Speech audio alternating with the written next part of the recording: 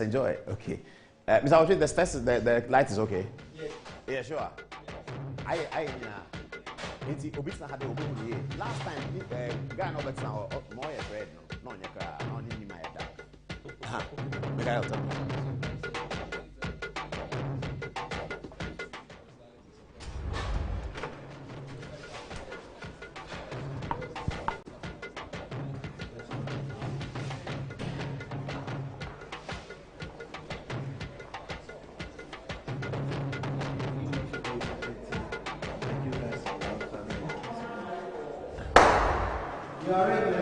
Know anything.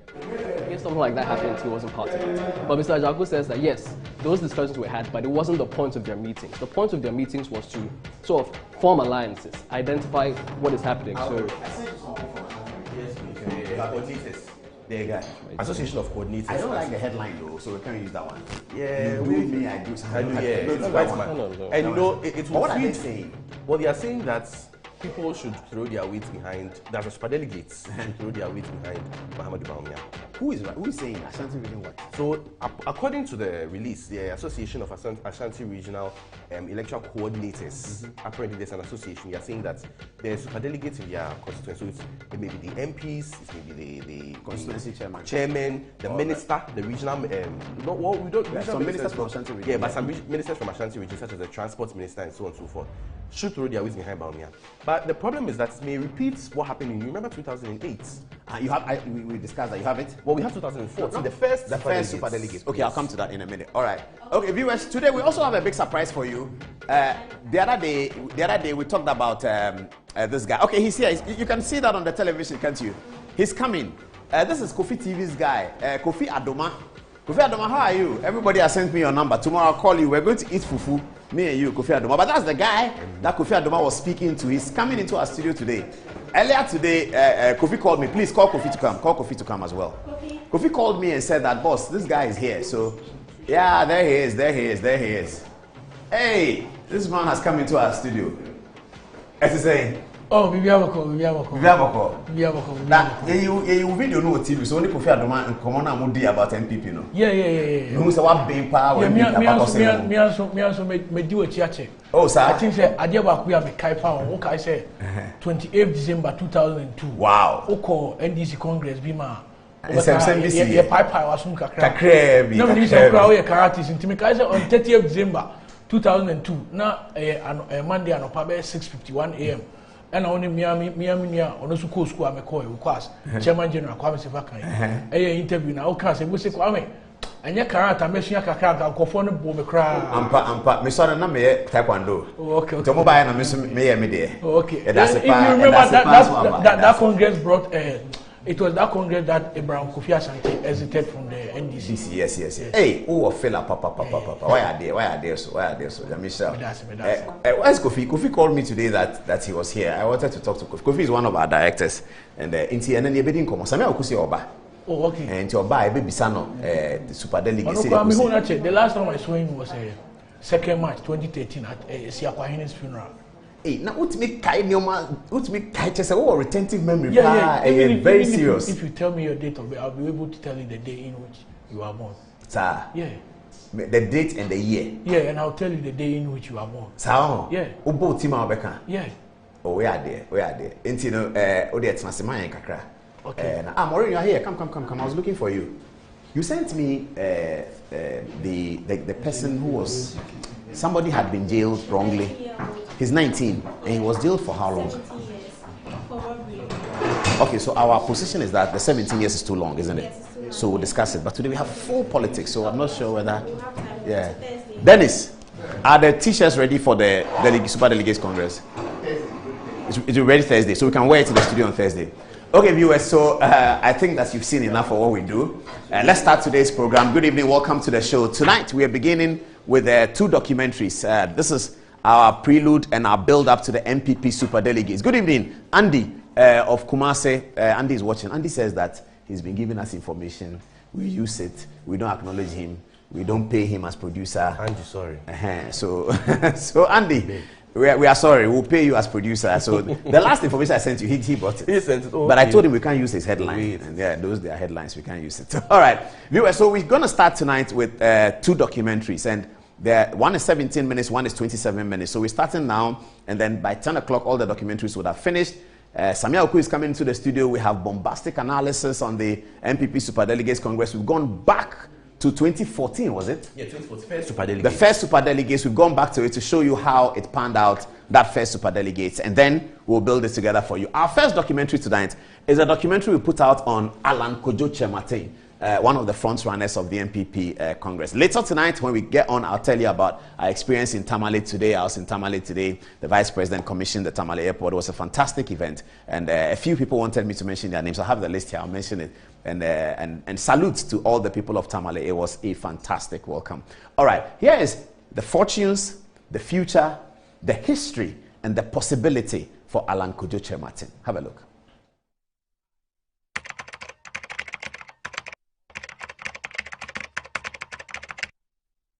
The President of the Republic, Nana Addo Dankwa Akufo-Addo, on Friday, 6th January 2023, accepted the resignation from office of Mr. Alan Kyerematen as Minister for Trade and Industry.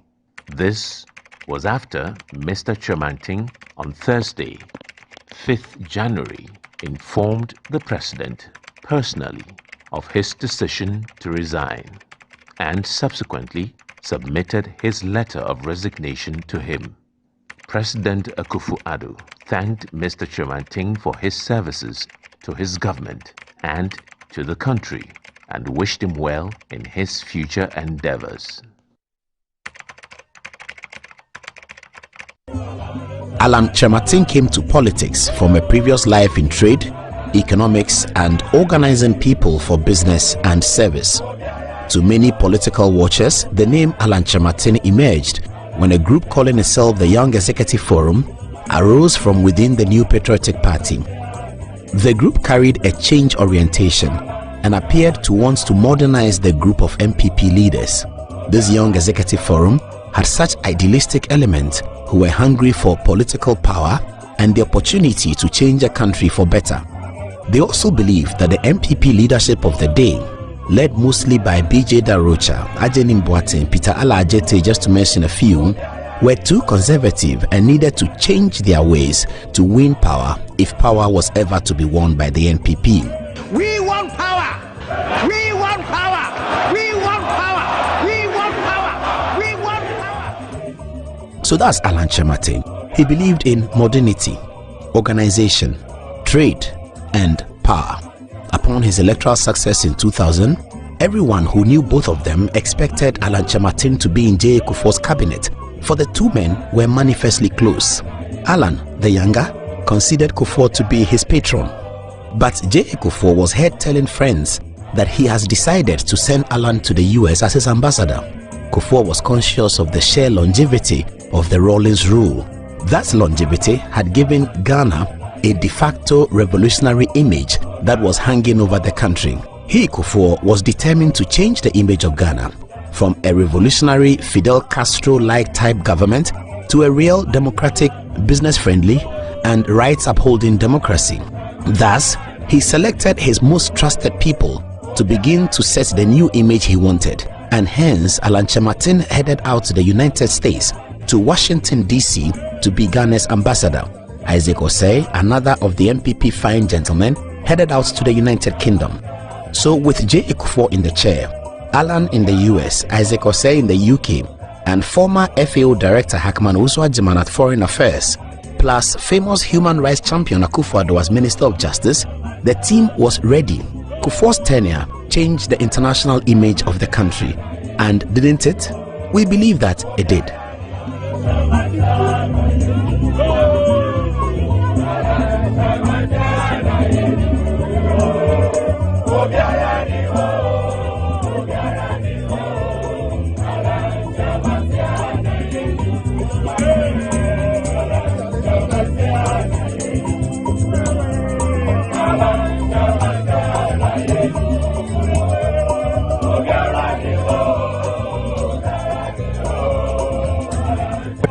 Now back to the man Alan Kyerematen. While serving as ambassador in the United States, Alan could not depart from trade, his main passion. He championed Ghana's participation in the exploitation of the AGOA regime. He also convinced President Kufuor to initiate what he called the Presidential Special Initiatives. These Presidential Special Initiatives actually gave the crop cassava a new dimension in Ghana's export profile. After the MPP lost power in 2009, very little was heard from the PSI. That policy seems to have been rehashed now as one district, one factory. It was a big flagship message of Akufo-Addo's campaign for election 2016. Supporters of Alan Kyerematen will say that he was the brainchild of the policy. Maybe he was, maybe he wasn't. But whatever it is, Akufo-Addo must have had enough confidence in Alan to put him in charge of a flagship policy, 1D1F. On 1D1F, Alan Kyerematen seems to have done very well, because even during COVID, our pharmaceutical companies receive support from government to produce PPEs and drugs locally, to the point where right now, post-COVID, at least 2 of our pharmaceutical companies have become suppliers of drugs and PPEs to West African neighbors. Therefore, please be sure that Alan Kyerematen's campaign team will remind us of his success achieved under 1D1F. But here is the big question. What are Alan Kyerematen's chances of winning this contest now that we know who his main opponents are? The jury is still out on the winnability. Well, whilst the jury is still out on his winnability, we present here some analysis. Firstly, Alan has name recognition, but his main opponent, Dr. Bawumia, has also gained name recognition over the period. What Alan has managed to achieve regarding packaging is this. Have you noticed that somehow any negativity of the Akufo-Addo government has not attached to Alan? In fact, Alan Kyerematen appears to have insulated himself from any kind of political or social scandal, because for his long life of being in politics, nothing, absolutely nothing, has been written, published or said about him, either by his opponent or by his own party people. In such circumstances, whilst the negativity of Akufo-Addo's government does not seem to attach to Alan, it would appear that he takes advantage of the positives of the Akufo-Addo government.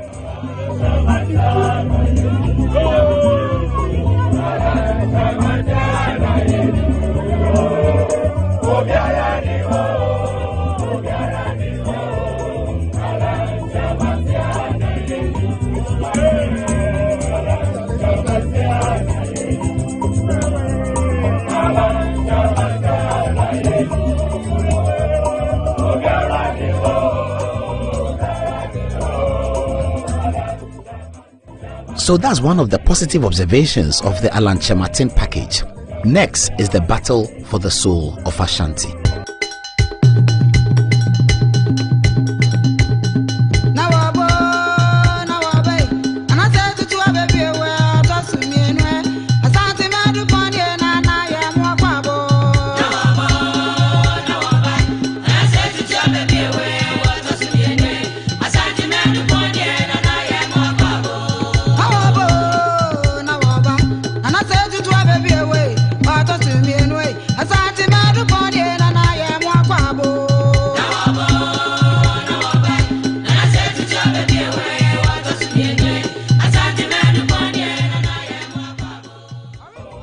Alan Cash, as they will be calling him during this campaign, will be making a case for uniting Ashanti votes to ensure total victory for what will be the MPP's asking for a third term. The last time the MPP needed a third term, they lost the election by 25,000 votes with about 10 million votes cast. So now, with another third term bid, now designed as Break the Eights, so Alan people will argue, with another third term bid now upon the MPP, they must surely completely secure all the votes that they can muster in Ashanti. The data shows that for the MPP to win the election, they must secure at least 75% of votes in Ashanti. The MPP secured 76% of the votes in Ashanti in 2000 and 74% of the votes in Ashanti in 2004 presidential ballots respectively. In 2008 and in 2012, when the MPP lost, they secured 72% in 2008 and 70% in 2000. Those two percentages occasioned defeat for the MPP in the national election. And then in 2016, the MPP secured as much as 76% to win a resounding victory. 2021 remains the only outlier, where the MPP secured 71% of Ashanti votes and yet won the election comprehensively. Victory in Central Region and a very strong showing in Ashanti ensured that Nana Addo Dankwa Akufo-Addo comfortably won a second term. So the supporters of Alan Kyerematen believe that if he becomes the candidate of the MPP, given his relations with the Ashanti region, he, Alan, would be able to secure many more votes from the Ashanti stronghold to guarantee that all-important victory that the MPP need to break the 8. The other argument that the Alan team must surmount is this, that the MPP has the best opportunity to rebrand the party forever by choosing for the first time a non-Akan as the leader. And those people say that Dr. Bawumia is resourced intellectually and by apprenticeship to be the one to give the MPP this most relished and cherished golden image. The third leg of the argument for the Alan supporters to deal with is about Islam. How will the Alan people convince Muslim delegates to vote for Alan Kyerematen instead of Dr. Bawumia? Well, Alan Kyerematen supporters like Jojo Fosu will tell you that Alan is actually very, very popular among northern Muslims. But yes, we wait to see if that is true. On this matter too, the jury is out. Now let's look at the opinion and sentiments of the most important man in the whole equation.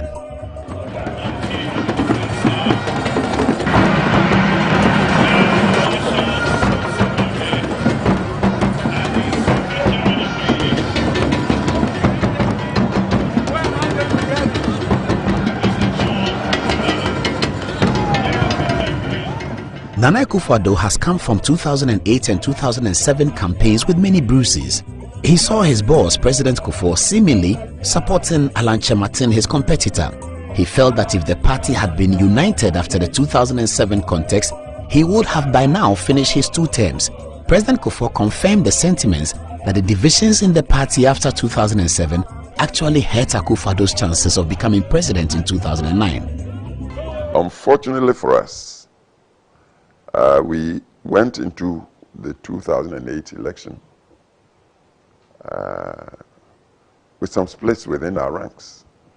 For instance, 18 of our members stood independent in parliamentary elections. Didn't help us. That didn't help us. If they hadn't done it, Nana Addo would have won one touch. Because even with all the splits on the count after the first round, he led by 49-point-something%. Needed only 23,000 votes to have won outrightly. So Nana Akufo-Addo now stands in a unique position to make a decision about his regent. People who are close to the president say that he might be more tickled by the opportunity to secure a new image for the party. If that is true, then President Akufo-Addo will back Dr. Bawumia. If, however, he thinks conservatively, then he will back Alan Kyerematen on the basis that Alan has come second to him in all of the 3 primaries prior to his elevation to the throne. So, let's keep an eye on that space as well. Finally, election 2024 is the first election in which every Ghanaian would like to know the parliamentary outcomes first, even before they ask for the presidential outcomes, for it seems likely that the context will be determined that way. So does Alan Kyerematen have what it takes to carry NPP parliamentary candidates along and use his charm, if any, to secure them victories in their constituencies, which would then mean victory for the NPP presidential candidates? Finally, everyone is waiting for Alan Kyerematen's first announcement. That's expected sometimes next week. He will be naming some persons or some people who are coordinating his campaign. The names that he presents will clearly define his campaign and lead people to decide one way or the other. He must name one who lives the slogan Alan for all. Good luck to him, but sure that his supporters are hoping that instead of concessions like these, I wish to use this opportunity to congratulate my elder brother and friend Nana Akufo-Addo for the overwhelming endorsement by the party. I wish to use this opportunity to concede victory to my brother. As I said earlier, Alan Kyerematen will now have a victory speech and a victory dance.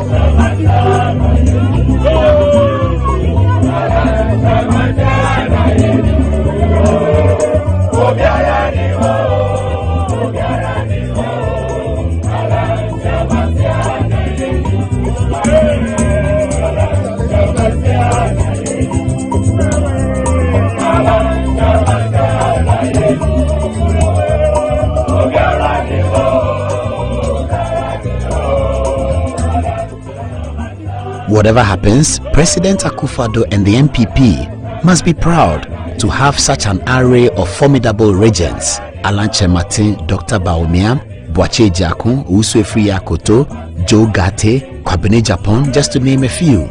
That surely means something for the NPP, but will it also mean something for the delegates? Will it mean something for the Ghanaian voter in 2024? I don't know. Good luck to all candidates.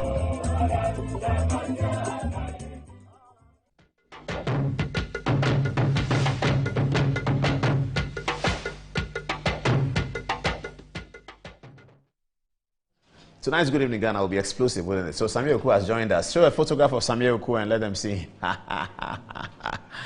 And our friend is... boss, what name should I refer to you as? Without... Oh, the blind historian. Yes. Okay. Okay, so our next agenda tonight is to take you to the next documentary. We produced it around the future, the expectations, the hope, and the possibility of Alhaji Mahamudu Bawumia.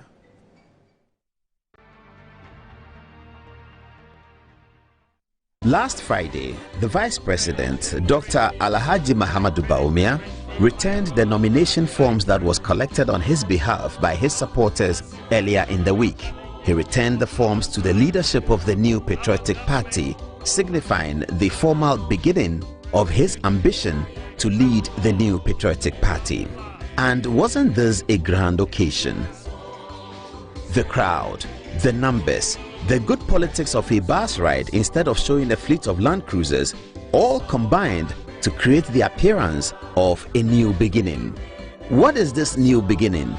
Well, Bawumia supporters say that it will be the first time that a non-Akan candidate of the NPP is showing a formidable candidature. He's already said to be leading in the polls, and Dr. Bawumia is thought of as the best campaigner among the lot. But how did the NPP get here?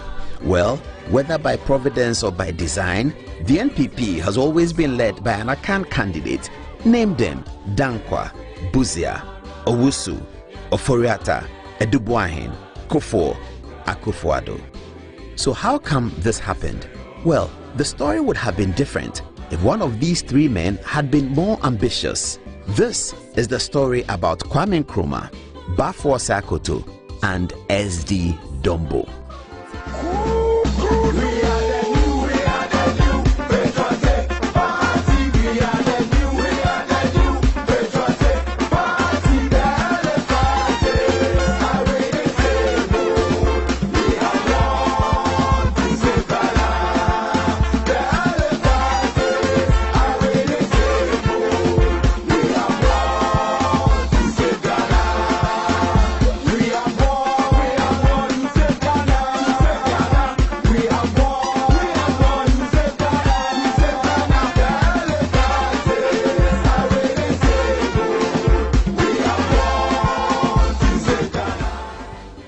The story is told on page 53 of the book K.A. Busia, A Symbol of Democracy. Is written by Anania J. and is forwarded by President J.A. Kufuor. Now the story begins with the actions of Dr. Kwame Nkrumah recorded in the first paragraph of page 53 of the book, and it's as follows. In 1957, the government enacted a law called the Avoidance of Discrimination Act. The act, which came into effect on 31st December 1957, stated, among other things, an act to prohibit organizations using or engage in tribal, regional, racial, or religious propaganda to the detriment of any other community, or securing the election of persons on account of their tribal, regional, or religious affiliation and for other purposes connected therewith. The book continues. All political parties apart from the CPP would have been disbanded because of the majority of their parties were either regional based or had religious affinities. In September 1957, about 3 months before the commencement of the act, the smaller parties coalesced into a unified entity called the United Party, UP. That, according to Mr. C.K. Tedem, a founding member of the UP, was a safeguard of total collapse of multi-party democracy in Ghana. The opposition parties anticipated that Nkrumah intended to make Ghana a one-party state, which he did eventually, and entrench himself as life president. The parties that constituted the UP included the Aborigines Rights Protection Society, ARPS, the Anlon Youth Organization, AYO, the Gadangbe Shifimokwe, GASK, the Ghana Congress Party, GCP, the Muslim Association Party, MAP, the National Liberation Movement, NLM, the Northern People's Party, NPP, and the Togoland Congress, TCP. So at the end of the elections, all of these parties now knew how many members they had contributed to the United Party. It was clear and mathematically obvious that the Northern People's Party, led by SB Dombo and Mumuni Bawumia, had won more seats among the smaller parties than any other group of people, including the NLM.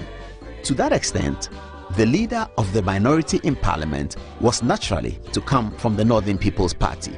But something else happened, recorded in the last paragraph of page 53 of the book, as follows.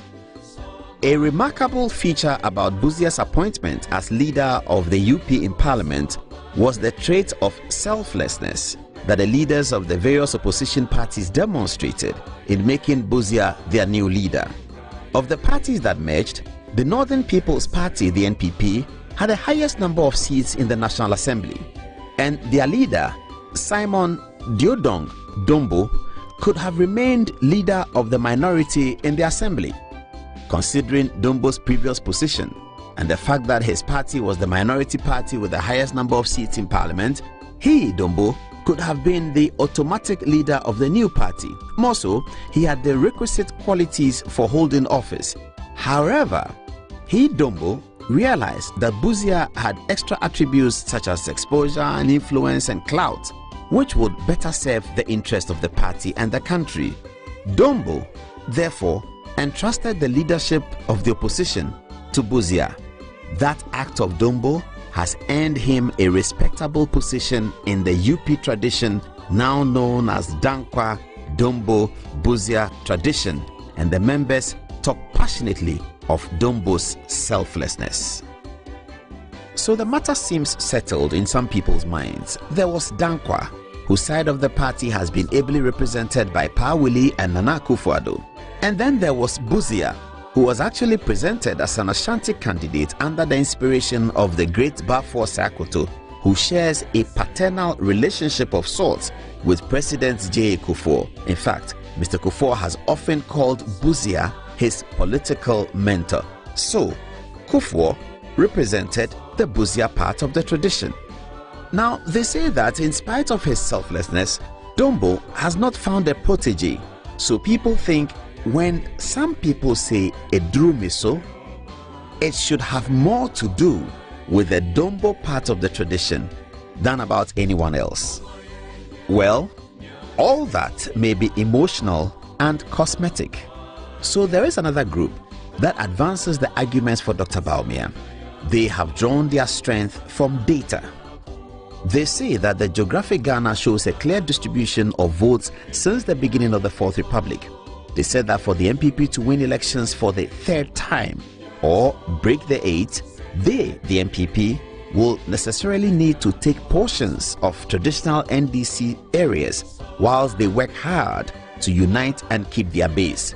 They make the point that compared to President Liman, Vice President and President Mahama, they believe that Dr. Bawumia has given the North a clear, competent turnout even with his role as Vice President. They also make the point that if the contest falls between Dr. Bawumia and President Mahama, many young people from the North across the country would want to secure a third presidency for the North by electing Dr. Bawumia. So there will be Dr. Liman, President Mahama, and Dr. Bawumia. On the other hand, if the young Northerners elect President Mahama, they would have had only two, Dr. Liman and President Mahama, which they actually already have. After all, the Ashantis have only J. Ekufuor. Maybe we could add Achampong and Afrifa, but maybe not. The Evers have J.J. Rawlings. The Fantis have Professor J.E.A. Mills, and the Achims have Nana Addo Dankwa Akufo-Addo. If the NPP gives the North the opportunity to have a third presidency, then Bawumia supporters say all the young Northerners will vote NPP all the way. They know John Mahama cannot take me on in the North. I will beat him in the North. I will beat him in the North. They know it. They know the Zongos will change. Mahakamani. They know the Zongos will change. And even voter, we will get something from there. So, I know this is why they don't want me to be flag bearer. You the NDC, you want to select our flag bearer for us. How can you hear that? But politics is not only about tribe. It's about competence, suitability, and marketability. So, in that regard, who is Dr. Bawumia? Dr. Bawumia was fathered by a politician named Mumuni Bawumia.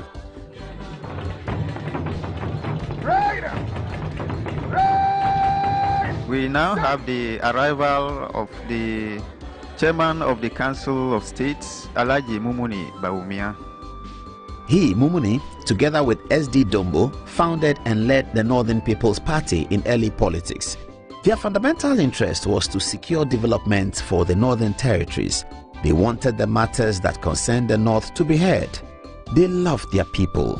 Mumuni Bawumia became a minister in the Second Parliament of the First Republic. In that regard, nature has played out an interesting scenario. If Dr. Bawumia becomes the NPP candidate for 2024, he will be contesting John Mahama directly as opponent for the first time. But many decades ago, their fathers, John Mahama's father and Dr. Bawumia's father, sat in the same cabinet here in Ghana in 1965. The Second Parliament of the First Republic, August 24, 1965. Members of the Executive and Officers of Parliament. His Excellency Osagyefo Dr. Kwame Nkrumah, President and Commander-in-Chief. Honorable Kojobo Tio, Chairman, State Planning Commission. Honorable N.A. Welbeck, Minister of State for Party Propaganda. Honorable Imoro Igala, Minister for Industries. Honorable L.R. Abavana, Minister of the Interior. Honorable Kofi Bakun, Minister of Defense. Honorable E.K. Bensa, Minister of Works. Honorable A.J. Douna Hammond, Minister of Communications. Honorable E.N. Okansi, Minister of Parks and Gardens. Honorable E.A. Mahama, Minister of Animal Husbandry. Honorable Hans Kofi Boni, Minister of Food and Nutrition. Honorable Mumuni Bawumia, Minister of Local Government. Honorable F.E. Techi Mensen, Minister of Housing. Isn't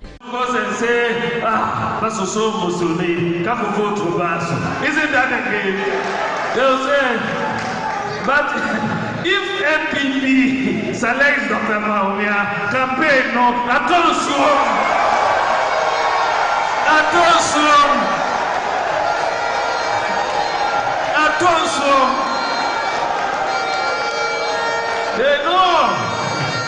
They know the campaign is over.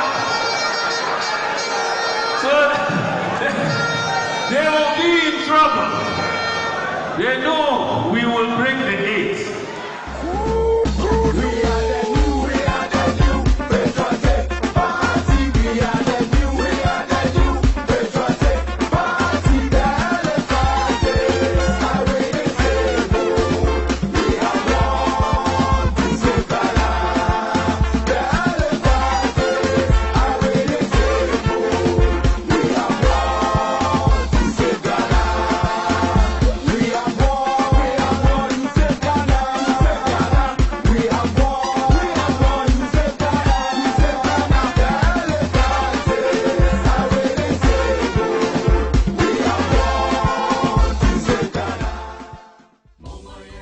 Mumuni Bawumia returned to active politics in the Fourth Republic as chairman of the Council of State, a position he held when JJ was president.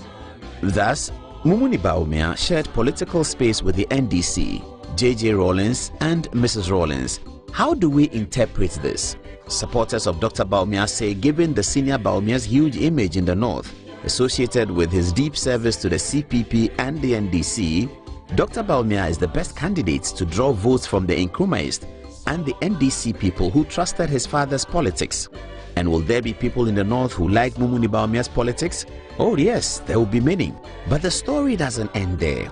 A very basic assessment of parliamentary figures from the northern regions since 2008 will show that the MPP have moved from closing the gap on the NDC in the north to actually overtaking the NDC with the total number of seats from the three northern regions. Unbelievable, but here are the details. In election 2008, of 230 seats in parliament with 26 in the northern regions, the NDC won 21, whereas the MPP won only 4. That was the NDC winning the northern regions over the MPP by 80.7%. That was Bawumia's first time as running mate. Then in 2012, the seat had become 31 in the northern region as it is now. NDC got 20, MPP got 10, an independent candidate got 1. That was NDC winning by 64.5%. Then in 2016, when the MPP won a landslide victory, results were as follows. Out of 31 seats, NDC won 18, NPP won 13. That was NDC winning by 58.0%. Then comes the big one, 2020, and the MPP goes ahead of the NDC by gaining the lead in the three northern regions over the same 31 seats as follows. Northern region, NDC wins 9 seats, NPP wins 9 seats. Savannah region, NDC wins 4 seats, NPP win 3 seats. Northeast region, NDC win 2 seats, MPP win 4 seats. Altogether, now in the three northern regions, the New Patriotic Party is in a commanding lead. They have 16 seats and the NDC have 15 seats, coming from the NDC's lead of 80% in 2008. That means after 4 election cycles since Dr. Bawumia became vice president on the MPP ticket, he has drawn down the NDC's leadership of 80% in the north to now lead the NDC. This is phenomenal. Can one also say that in the same election cycle process, John Mahama has led the NDC to whittle down its 80% lead in the north to now be behind the MPP? Well, the jury is out on that one. Some may also say that there is no scientific correlation to the MPP's success in the north and the work of Dr. Bawumia. Well, that may be true, but they must show how else the MPP has been able to beat the NDC in the north, especially in 2020's election, because in that election, the NPP were losing parliamentary seats all across the country, but in the north, they were gaining. In fact, it stands to reason that if the MPP had not done so well in the north in the 2020 elections, today the NDC may have had majority in parliament. So Dr. Bawumia's strength in turning around the north is obvious. They say that is why the NDC is afraid of him.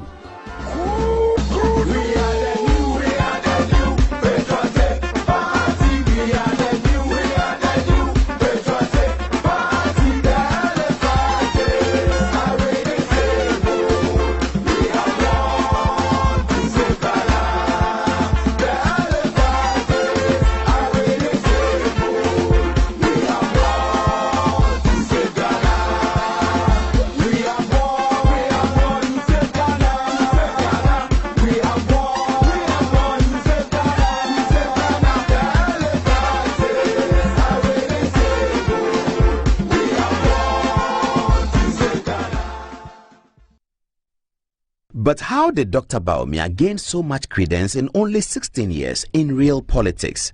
It was about this. Now, Dr. Bawumia is an economist and he had been with the central bank and he had become a politician. Between 2008 and 2012, he had introduced a kind of new narrative to the Ghanaian political discourse. And this was about heavy reliance on data, Dr. Bawumia had been doing a lot of political talk with data, and that was very new to the Ghanaian people. Historically, politicians do not rely a lot on data. They rely on personality, advocacy, etc., etc. But here was a great advocate, Dr. Mahmoud Bawumia, who had also introduced this data matter that a lot of the youth were jumping onto. So he had achieved sufficient believability among Ghanaians with his excessive reliance on data. When it was said that he was going to be the key witness for the petitioners, it raised the stakes of this case, and so the case was actually getting bigger.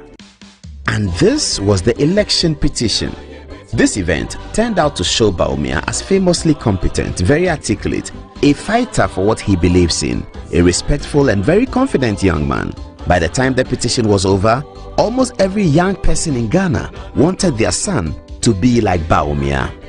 Indeed, Dr. Bawumia got the election petition right. Let us put down my analysis and show me one repeated polling station in my analysis. If you are afraid of the truth, then of course you will hide behind these exhibit numbers. Dr. Bawumia, I'm sorry.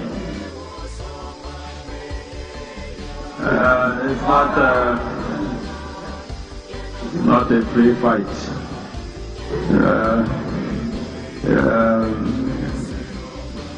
Just state your answer to it without any bukum blows. Yeah, but my lord, with the greatest respect, I do not think we can treat this lightly. After the election petition, it became obvious that Dr. Mahamudu Bawumia would be the key spokesperson for the MPP for the 2016 campaign. And whoa, did he not? So, tell him I came to his hometown and he should answer the 170 questions. They have mismanaged this country and their incompetence and corruption has resulted in wahala for everybody. So I'm asking all of you to rise up and let's change this country together. We are going to transform this country and all of us are going to benefit, and the future is for the youth of this country. Thank you very much. God bless you. The campaign ended in victory and Dr. Bawumia was sworn in as the Vice President of the Republic. Currently, opponents of Dr. Bawumia have tried to mount a lot of political dirt on him. They have tried to say that Dr. Bawumia is responsible for the economic challenges that Ghana now faces. They have even called him a liar. But Bawumia supporters will respond sharply. They say that if one can take an economy at 3.4% growth from John Mahama in 2016, grow it in 17, 18 and 19 and 20 and grow it very well, then no one can complain after Dr. Bawumia after COVID and after Russia-Ukraine war.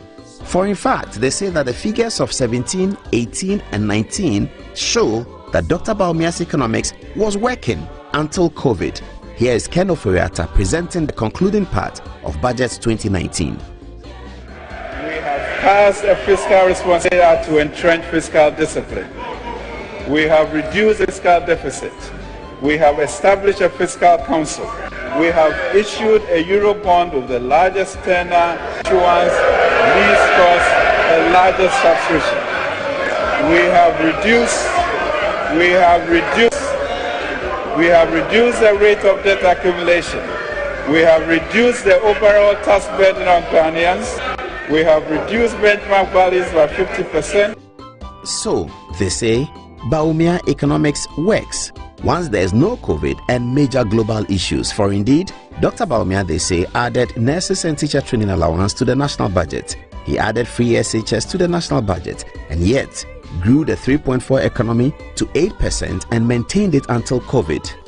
Well, Ghanaians will be the best judge on this matter. But doesn't the opposition believe that the current circumstances are global in nature? I do think we must also look at the realities of the world situation, the global financial crisis and all that. Our economy is still fragile. This year, we have revised our figures downwards because of the developments in the international markets. You know, China is slowed down, affecting the whole international financial market. Our world has become an increasingly complex one and unpredictable.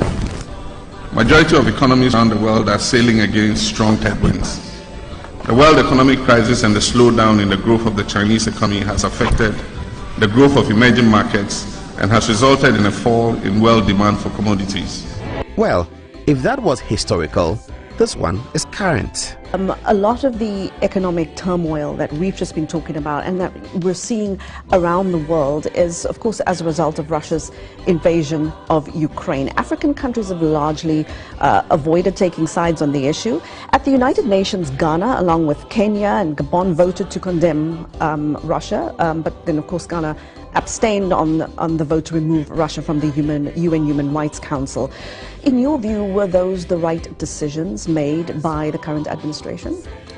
I think that it's a period of adversity for the whole world because it's triggering a kind of global recession as a result of the tensions that have been created. But at the same time, it must create some opportunities for Africa. Oh yes, but when it's time for politics, it's time for politics. For emphasis, the biggest blame for the current tragic situation in which we find ourselves lies with the very people charged with managing the country and not with the pandemic, not with any war in any country, as has been unprofessionally posited. And Ghana has been treated as an experimental playground or a family heirloom.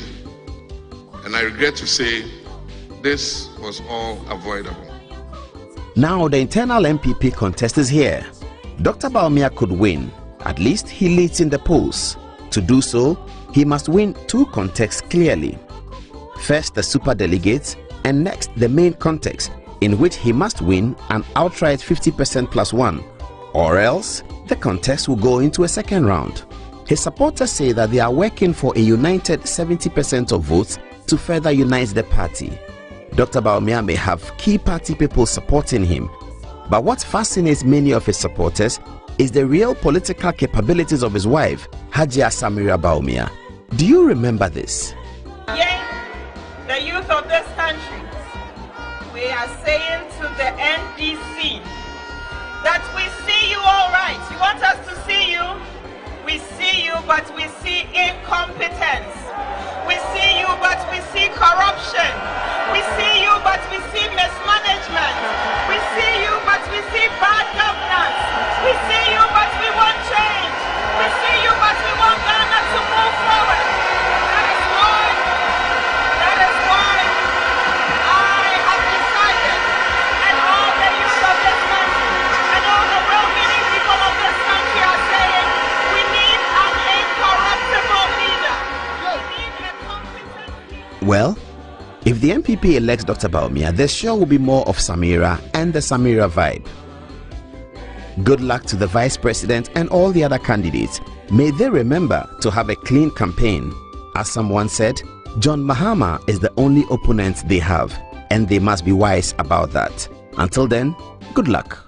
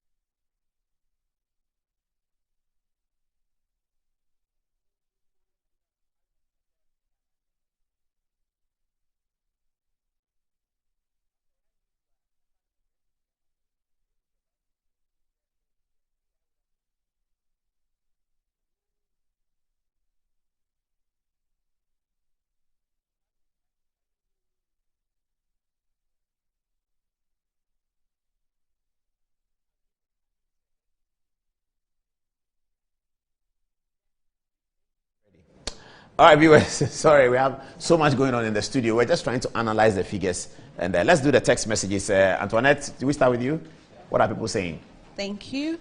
So following the documentary, we will start with Munir Yaro. He says, Apostle Paul, truth be told, Dr. Bawumia is a hybrid politician in terms of religion and ethnicity and can win 2024 for the NPP because he can challenge Mahama in a way no other NPP flag bearer can, being a Northerner. The NPP will be going against history in 2024 as they seek to become the first party to win 3 consecutive terms at the ballot box. The task is truly momentous and can only be achieved if Dr. Bawumia is given the nod as the flag bearer.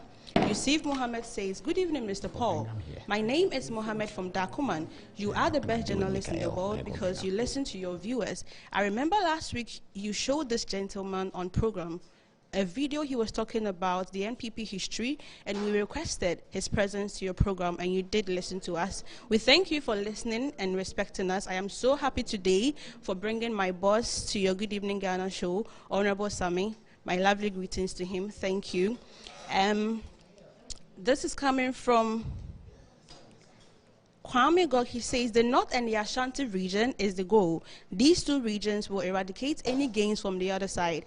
Any candidate in the NPP is capable of ensuring such combination, but I think that Dr. Bawumia is the best bet. I think a lot of people are proponents of Dr. Bawumia. We have a lot of people proposing for Alan Cash as well.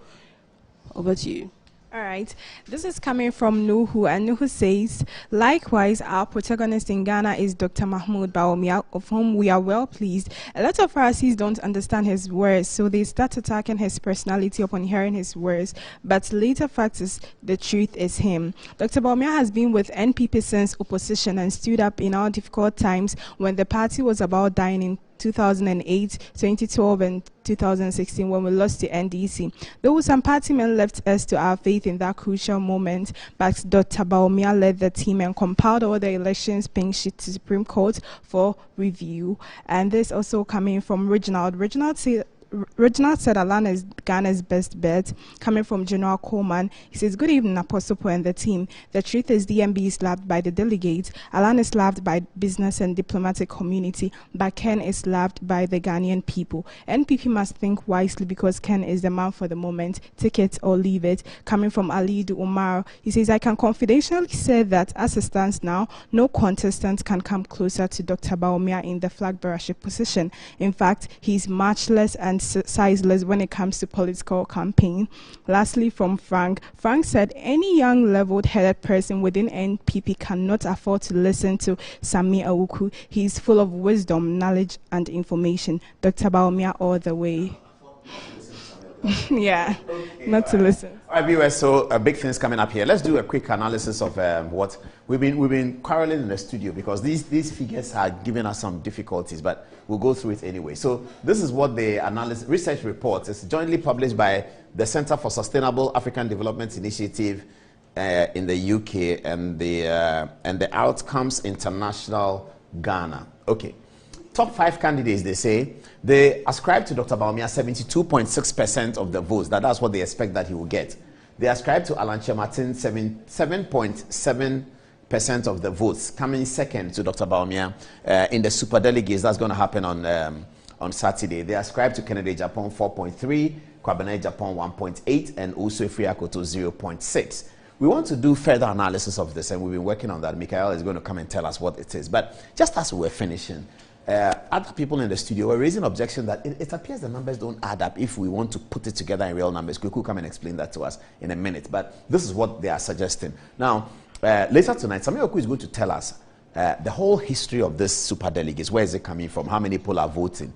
And where are they? How is the voting going to be conducted? He was a member of the National Executive when this decision was made that NPP must have a superdelegates contest. So he'll tell us a bit about that. We'll get there in a minute. There's also something people call a conspiracy against the establishment candidate. Michael will start on that. Okay, so let me switch now to the last time we had a delegates Congress, and they're going to put that on very quickly. The last time we had a super delegates Congress, so the NPP decided, I believe sometime in 2010 or so, that they cannot have 17 candidates anymore, and so they're going to have a fewer number of delegates, and they will do, whenever they have more than 5, they'll strike a deal and have a super delegates to cut the number to 5. So on 31st August 2014, the first super delegates of the Delegates Congress of the New Patriotic Party occurred, and it occurred as follows.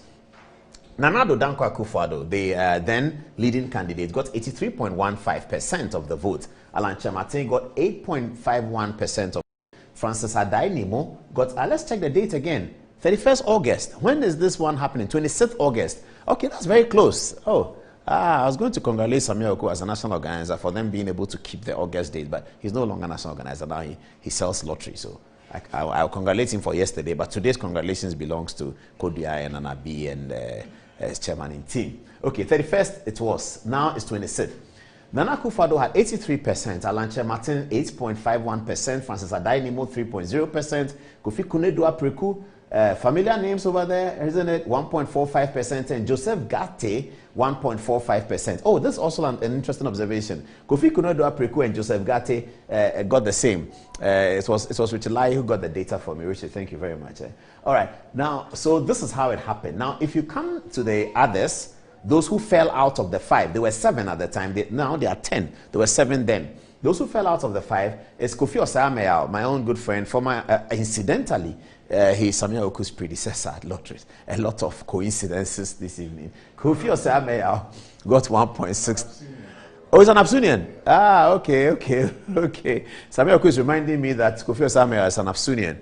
The Absunians are crowding us in the studio today, Michael. Kweku is Absunian, he's Absunian. But Odadie still reigns, doesn't it? Amen. Forever. Odadie forever. Okay. Stephen Asamoah Boateng had 0.72%. So the two of them were exited from the race. And then the final event occurred on October the 18th. And it was as follows. Addo Dankwa Akufo-Addo, 94.35%. He had 117,413 of the votes. Alan Kyerematen, 5,908, representing 4.75%. And Francis Adai-Nimo, familiar face, is still in the race. He had 1,198, representing 0.91%. Okay, let's get back to the first super delegates and see who is out and who is in. Addo Dankwa Akufo-Addo out. Who has replaced Addo Dankwa Akufo-Addo? Tell me. I don't know. But he's not in anymore. He's president of Ghana. So who is replacing him? I don't know. Alan Kyerematen is back representing himself again. Francis Adai-Nimo back on the ballot representing himself. Kofi Konadu-Apreku back on the ballot representing himself. Joe Gate is also back on the ballot representing himself. So the new ones are Kennedy Japan. Kwabena Japan was in 2007, but he wasn't in this one. I believe in this one he was backing Alan Kyerematen as his campaign manager also. Okay, all right. So this is how it is. This is how the last one ended. We don't know yet how Saturdays is going to end, but this is just to give you the historical background. Michael, now come in and tell us what is happening. Maybe I should shift this way. So tell us what is happening with the with what we are hearing. So give us a very quick snap one, then we move on. So. There are narratives across a Joy FM interview that was conducted. Mm-hmm. It sort of points to some purported conspiracy to supplant Vice President Bawumia. So it's believed that, that there were some meetings organized by some of the candidates running for president, or at least running for the candidature of the NPP to supplant Vice President Bawumia. But supplant is a big word. It means what? Unfortunately, so supplant basically to sort of usurp, take him out of the picture. Maybe. Hey, is it possible?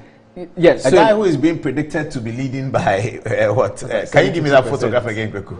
To be leading by 72%. Yeah, 70.6. How are you going to? Yeah. So it's a very complicated narrative, and Boakye Agyarko was on Joy News talking about this, and he said that the news has not really, or at least the media has not really done a good job of characterizing it, because from his perspective, what they had were meetings to sort of acquaint. They are running for president or running for the candidature. So they have meetings to understand who they are, what are your policies, what are you representing. Meetings with or without Bawumia? No, so he indicated, or at least, Kojo Poku indicated that for all of these things, Bawumia was extended an invitation. Whether or not he was there, who was organizing the meetings? The party or the individual flag bearers, aspirants? So it's more like a concerted effort, because Boakye Agyarko, even Kojo Poku say that they know each other. They have each other's phone numbers. They meet. When they do something, it's a concerted effort. They are coming together to have meetings, understand who they are. Who chairs their meetings?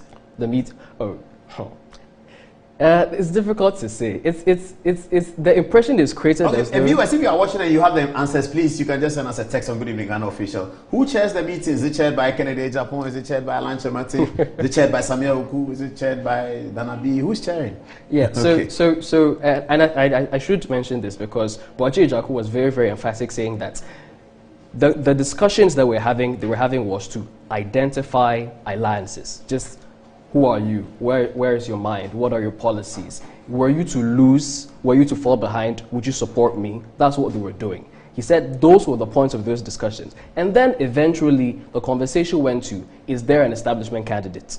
Is there such a thing as an establishment candidate? And Boakye Ejaku says he believes there is. He mentioned Dr. Bawumia's name. But he said that the conversation wasn't as though they had a planned meeting. We're coming to discuss establishment candidates. We're coming to discuss how to... What does establishment candidate mean? It means a candidate supported by who? The party, the president, the national executive, the rank and file. What does establishment candidate mean? When, I think, was it Nana... Give me a second. Yeah, Nana Komia was actually... engaging the news on this, and he also wanted to know. So the answer was given to him. Establishment candidate, very simply, is someone who is supported by the establishment. Established people within the party. The president would be one of them. The national executive. Yeah, so if you can point to a portfolio within the party, chances are they are part of establishment. Oh, okay, so ministers, deputy ministers. Perhaps. Important people in the party. Let's say important people. So if all the important people in the party are rallying around a certain candidate, that candidate becomes establishment candidate. It would seem the case. Is it not going to be very difficult for that establishment candidate to be beaten? If those who control the minds and the soul of the party, and those who have risen from through the ranks to become somebody in the party, like a general secretary, like a national organizer, they are party people who have been elected. They've gone through the ranks. So they understand the heartbeat of the constituents, of the polling stations. If these people are saying Dr. Bawumia, that's significant. Yeah, but you see, this whole conversation presupposes that there is an actual attempt to, again, defeat Bawumia. So Boakye Ejaku has stressed, Kojo Poku has stressed, that there was nothing of the sort. It was mischaracterization of their meetings. What they went to meet was to discuss some grievances. Was my friend Usu Efiakoto in those meetings? Usu Efiakoto. I was surprised because they said that there were 7-8 of them. So I'm sure he wasn't there.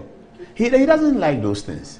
He's a straightforward guy. So the point of those meetings were to sort of hash out some of their grievances with the process. It was mentioned that there were some procedural breaches. There were some... so let's finish with this one because we have quite a lot to do. And our historian is coming. Remind me of the LPM because otherwise I'll slip it. All right, so this is what these people are saying. Does this sort of reflect, I mean, for you as a immediate past student of the university, interested in politics, you still go to campus and you're talking to young people. Does this reflect what people think might happen? We don't have a role in this because this is super delegates. Yes. But in terms of people's expectations, is this the kind of thing people are expecting? So... I have engaged a number of people, and it has been said that it looks like, except perhaps maybe Allen might not necessarily be ahead of. There are some people who have told me that people think Kennedy is ahead. Perhaps, but these are the engagements I've had with But do they all think Bawumia is leading? It looks the case because, and it goes back to the thing, it looks like he's an establishment person. But that's just aesthetic. I'll be delighted to see Kwame Japan in the 5, but it's looking very tight at this stage. Quite so. Okay, we don't vote. We are only analysts, so we'll get there. What next? What are we going to discuss? The numbers. The numbers and the representations. So now let's get the slide of the numbers. If you can put it on the slide of the numbers, and then we can get Kuku to come and I explain that. And then our blind historian is getting ready. Then Samia Oku takes the stage, and we'll have a big deal tonight. Okay, they're going to put on the representation according to the. Okay, so according to the numbers, 694 people will vote for Dr. Bawumia if this prediction that is going to get 72.6 is correct. 74 are going to vote for Alan Chemati if the prediction is correct. 41 are going to vote for Kennedy Japan. But you say many people think that this will flip. Kennedy will come here, Alan will go there. I don't know what's going to happen. 17 votes are going to vote for our friend Kwame Japan. And our father, Usu Efiakoto, is going to get just 5 votes. And 5 votes puts him in. That's where the point is. Yes. Is it true that 5 votes can put a person in in the top 5? Is it true? So it looks the case. If you do the mathematics, and as you were saying, we're having difficulties because we had these people say this calculation, and then Kweku came in and we were saying that it's not clear. But it looks as though when you get 5 votes, and I suppose you might have something to say about how those 5 votes would become about, it might put them in the conversation. But let's Kweku come in and let him explain to us. So that if I'm looking at this picture here, take Osu Ife-Akoto out. If I'm looking at this picture, and I see that, Dr. Bawumia is getting so much, and that's making everybody's work easy to get into the 5, isn't it? So he's picking so much, he should take it. Alan picks what he picks. If I am an outsider, if I'm a Opoku, Kojo Opoku as an outsider, I will get 10 delegates who will vote for me. I'll convince them significantly, convince them in all sorts of ways for them to vote for me, and I'll be in. And whatever it takes, whatever commitment it takes to get them to vote for me, I can get that commitment back from one of these top candidates. That's the sense I was getting when I looked at this. But then, from what Kweku is telling us, it looks like the numbers don't quite add up. Kweku, please come and explain to us. You can. I don't know where they want him to start. Okay, yes, so let's use that camera. Yes. Mikhail, so step back 1 minute. Sorry for my message. So, generally, when we are doing research, we use sample sizes. Yes. The sample size for this research was 300 delegates. Oh, I see. That explains it. Good. So this is subject to a sample size of 300 delegates, not 900 and something. No, they didn't it makes sense all now. the It 900 makes sense now. Good. So they pulled 300 candidates, and they are extrapolating from that to say that Dr. Bawumia is going to get this. Yes. So it's the 76% of the 300 candidates. Of the 300 candidates, so 72% of 300 candidates, 7 of 300, not of the total. Yeah. Delegates. 300 delegates. Now, the interesting thing, if you look at it, is the summary of all the percentages or the sum of the percentages is 87%. This means that it leaves 13%, one, to be shared by the other 5 candidates, 2, as part of the margin of error, and 3, as individuals who are undecided. Meaning, if anybody, Kojo Opoku, Wache Jako, whatever, are able to campaign, Joe Gatti and Co. are able to campaign well, as with the aim of trying to garner the percentage of the undecided, it means that they may offset this number. However, we have to note that sample sizes are subject to different conditionalities, because the fact that you are sampling 300 persons doesn't mean the 300 persons are a visual representation of everybody, or is a detailed representation of everybody. So you may have 300 persons, but there are 300 people who look in a similar or in the same projection. Okay, so this is subject to a sample size of 300. Okay, yes. It doesn't do us much good. Saturday is not far. We'll get the details on Saturday. But I thank you very much for that clarification. That's good. Okay, now take the LPMs for me. It's on the table there.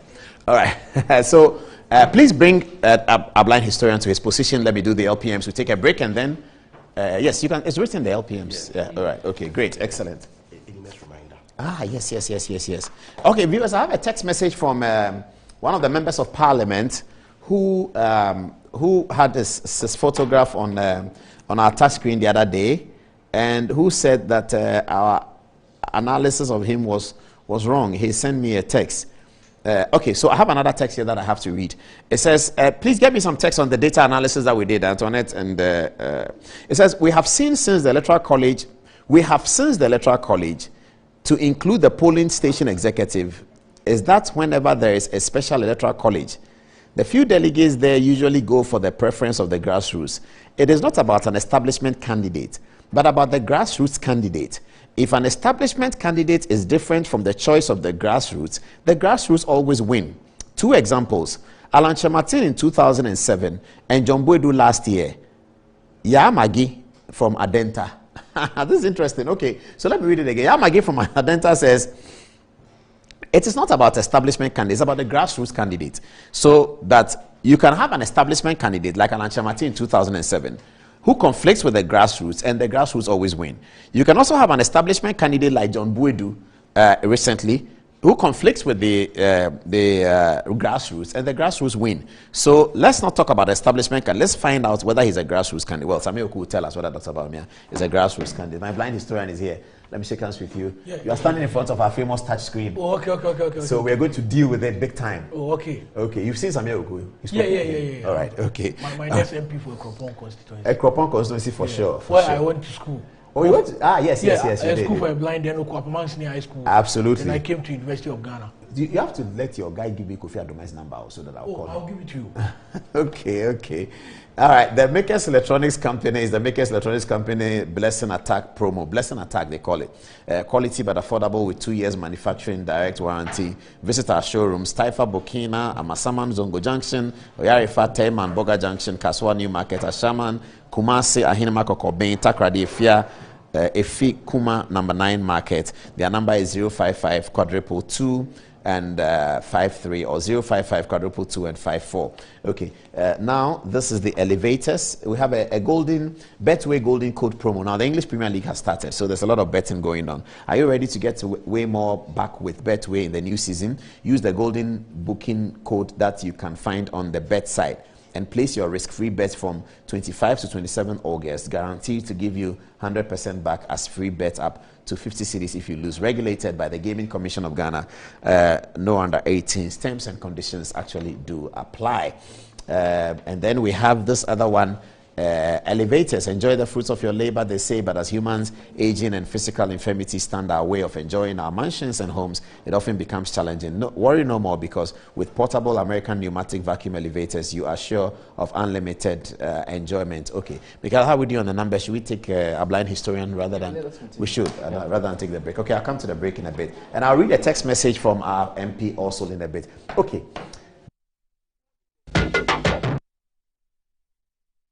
Saw your interview with Kofi Adoma, and we showed it back here last Thursday, and we thought it was fantastic. Are you studying political science? Yes, please. So who's going to win the contest on Saturday? Oh, this contest on Saturday, the super delegate, it's obvious that the vice president is likely to emerge victorious. Likely to. Who's going to be second?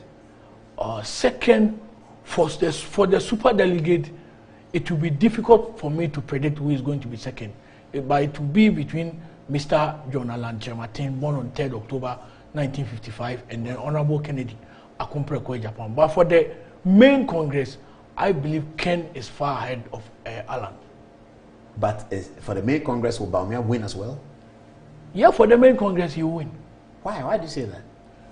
Yeah, he will win because... is he not new to the party? Is Allan and Kennedy, Kwabena Japan, Usufi, these are people who were born into the party. Who were born into that. Yeah, yes. But Bawumia, Dr. Mahmoud Bawumia is not new to the party, because since 16th August 2008, that he was nominated or selected as the running mate, he has been with the party. In 2012, he was with the party when the party challenged the famous election petition case.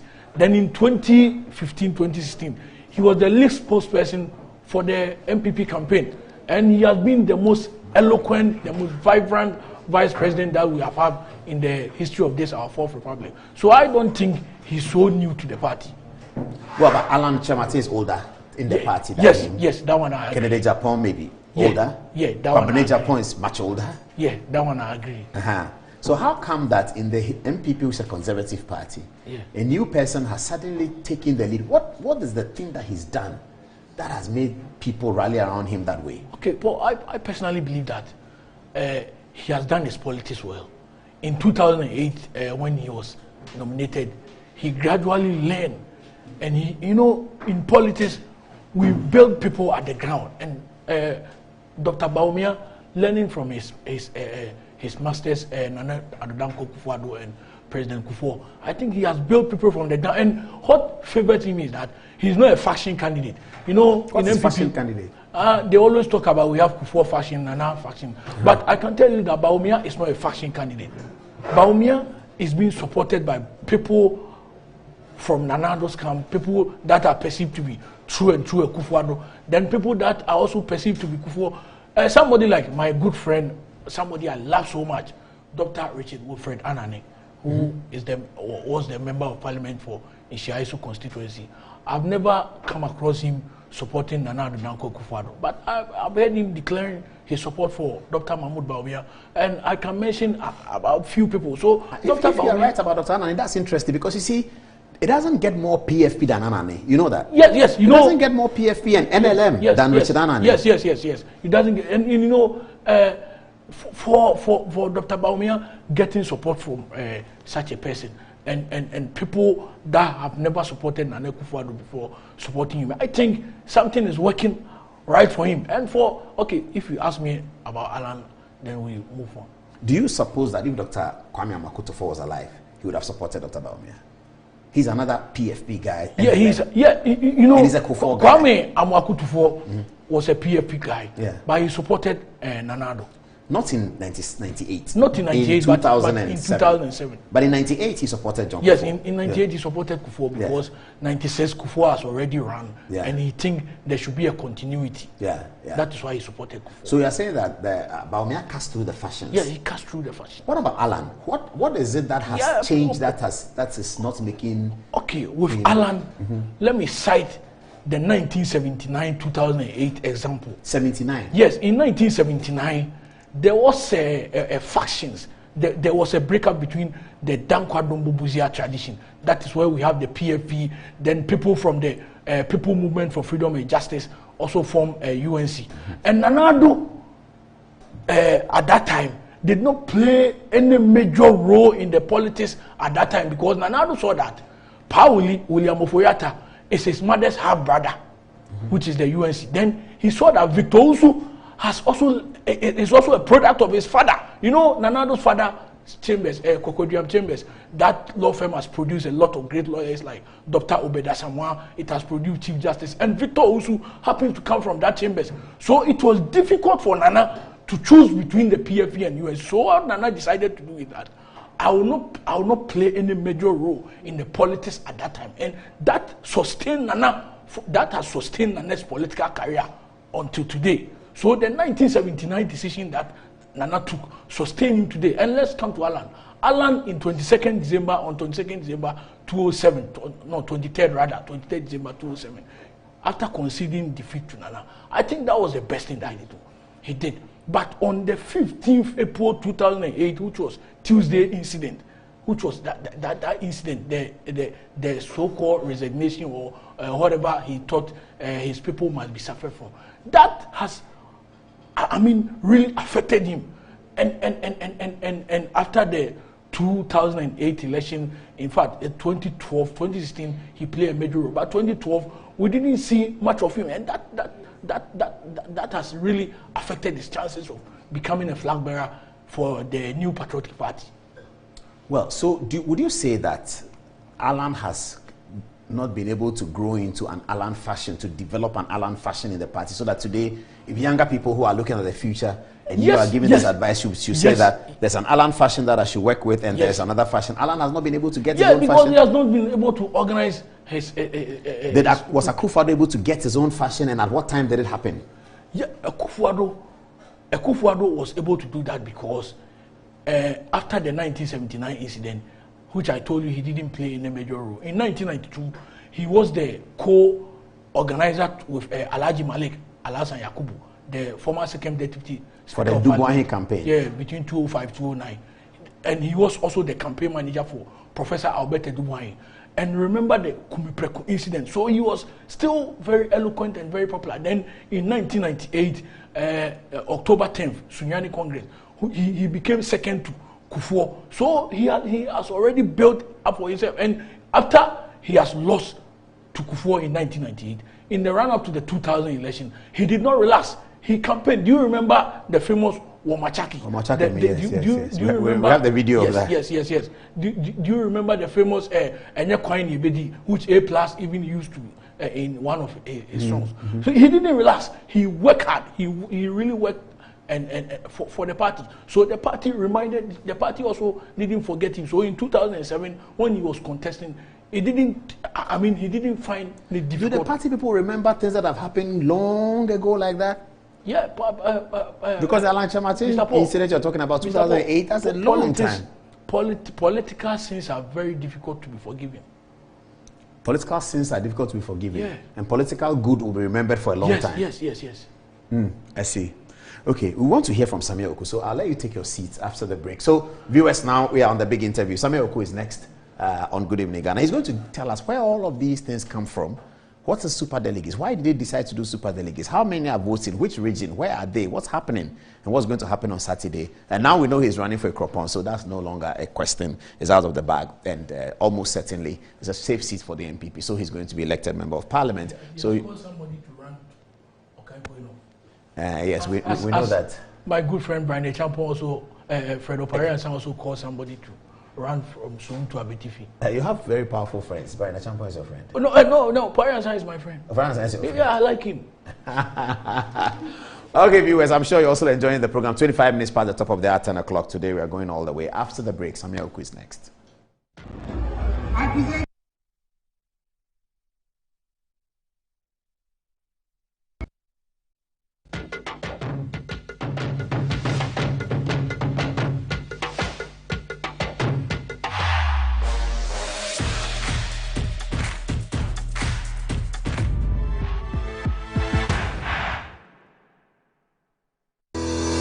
Enjoy the fruits of your labor, they say. But as humans, aging and physical infirmity stands our way of enjoying our mansions and homes. It often becomes challenging, if not impossible, to use our stairways day in, day out. With portable American pneumatic vacuum elevators, PVs, you are assured of unlimited enjoyment of your mansions and homes. It's a self-supported elevator for vertical movement of humans and goods at homes and offices. The original comes in 3 custom-made models with wheelchair accessibility. Call it luxury, but it's a necessary imperative for vertical mobility. Do not let aging or infirmity limit you. Get one for your easy vertical mobility at home. It's affordable and can be installed in just 3 days without modification to your existing building. It's however easier to incorporate it at the construction stage. We also have traditional Fuji elevators and escalators for your high-rise buildings and malls. Visit Lifts and Elevators Company Limited at Sakumono for your elevators nationwide. For free consultation to call or WhatsApp us on 0200-535-515. Lifts and Elevators, the elevator people. My name is John, and this is my long-time crush, my cookie dipped in strawberry yogurt. On this scorching hot afternoon on our way back from a long job hunt, we met this good Samaritan who offered us 6 weeks later. A special wedding reception for our bride and groom. And there she is, my cookie, dipped in someone else's yogurt. Who holds the ruler, calls the shots. Play game by games, the easiest lottery to play and win. Pick 4 numbers from 0 to 9 up to 3 times daily to become one of our daily lucky winners. Dial *946# to play now, or you can also play online at www.gamepackgames.com. Game Park is regulated by the National Lottery Authority. JA Plant Food Ghana Limited has introduced the all-new Jetto X70 Plus to the market.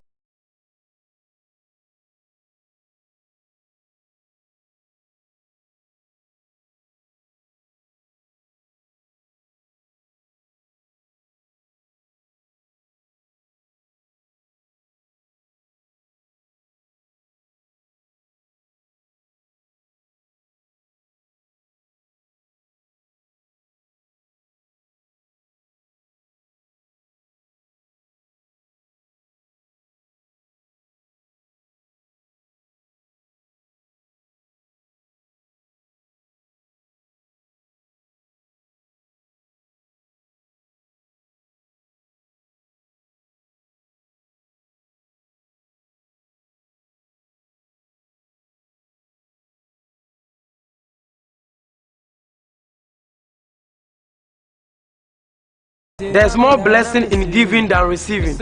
When you fear for you and couple the makers in the pneumatological aberration of the Lord revealed unto me this night, that me and my household should go out into the world and bless the world. Makers Electronics Company Limited, Emma up to 67% discount. Our selected appliances. This is what I call quintessential immaculatability. Hwehwɛ the Makers Electronics Company Limited. Ewo Taifa Burkina Highway. Amasama Zongo Junction. Edike Pharmacy Dining. Oyer Fateman Boga Junction. Ashaman Valco Flat. Kumasi. Ahinema Kokobin. Asafu Buachi Hospital Junction. Takrani. Kuma. Number 9 Market. So and tell mom and dad about the Makers Blessing Attack program. From 0552 222 253 and 0552 222 254. Terms and conditions apply. Betway is your gateway to a theme park full of gaming excitement. A whirlpool of wonder where your favorite games come to life. Where you can take to the skies with max payouts that reach into the millions. All in the palm of your hand. Visit betway.com.gh. Terms and conditions apply. Betway is regulated by the Gaming Commission of Ghana. No under 18. Bet responsibly. Betway. Bet your way. Sometimes the unexpected happens and the hero falls down in his own story. But he needs not stay down for long. Cosmopolitan Health Insurance is your trusted health partner. Whether an individual building a business, with Cosmopolitan Health Insurance, your medical care is our concern.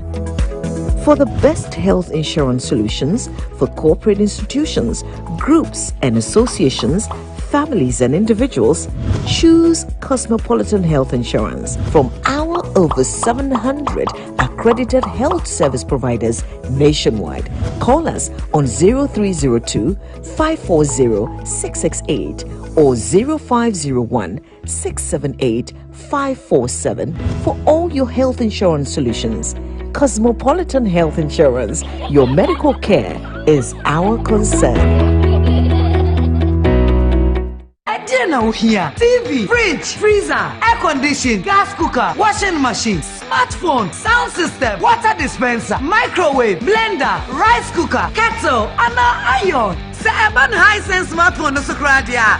Yeah, titi so more than a Hisense factory direct promo. Enti madada noa, Emma light bill kuno. Fasi baby, never jefofo. Everything 28 August, I copy 2nd September. Be way showroom no. Saturday at no. Sana yet on. Wait dear, ya titi swabro so. Who? Hisense. Everyday prices for everyday people.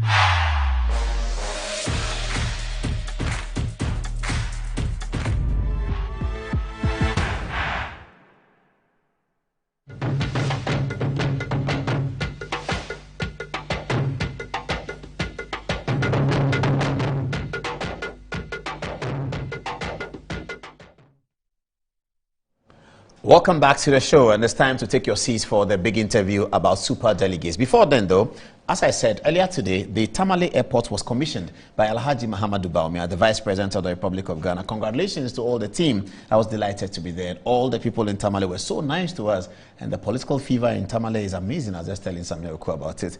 On my way to Tamale, I went through the Ghana Air Force Station, and I met a particularly helpful Air Force man.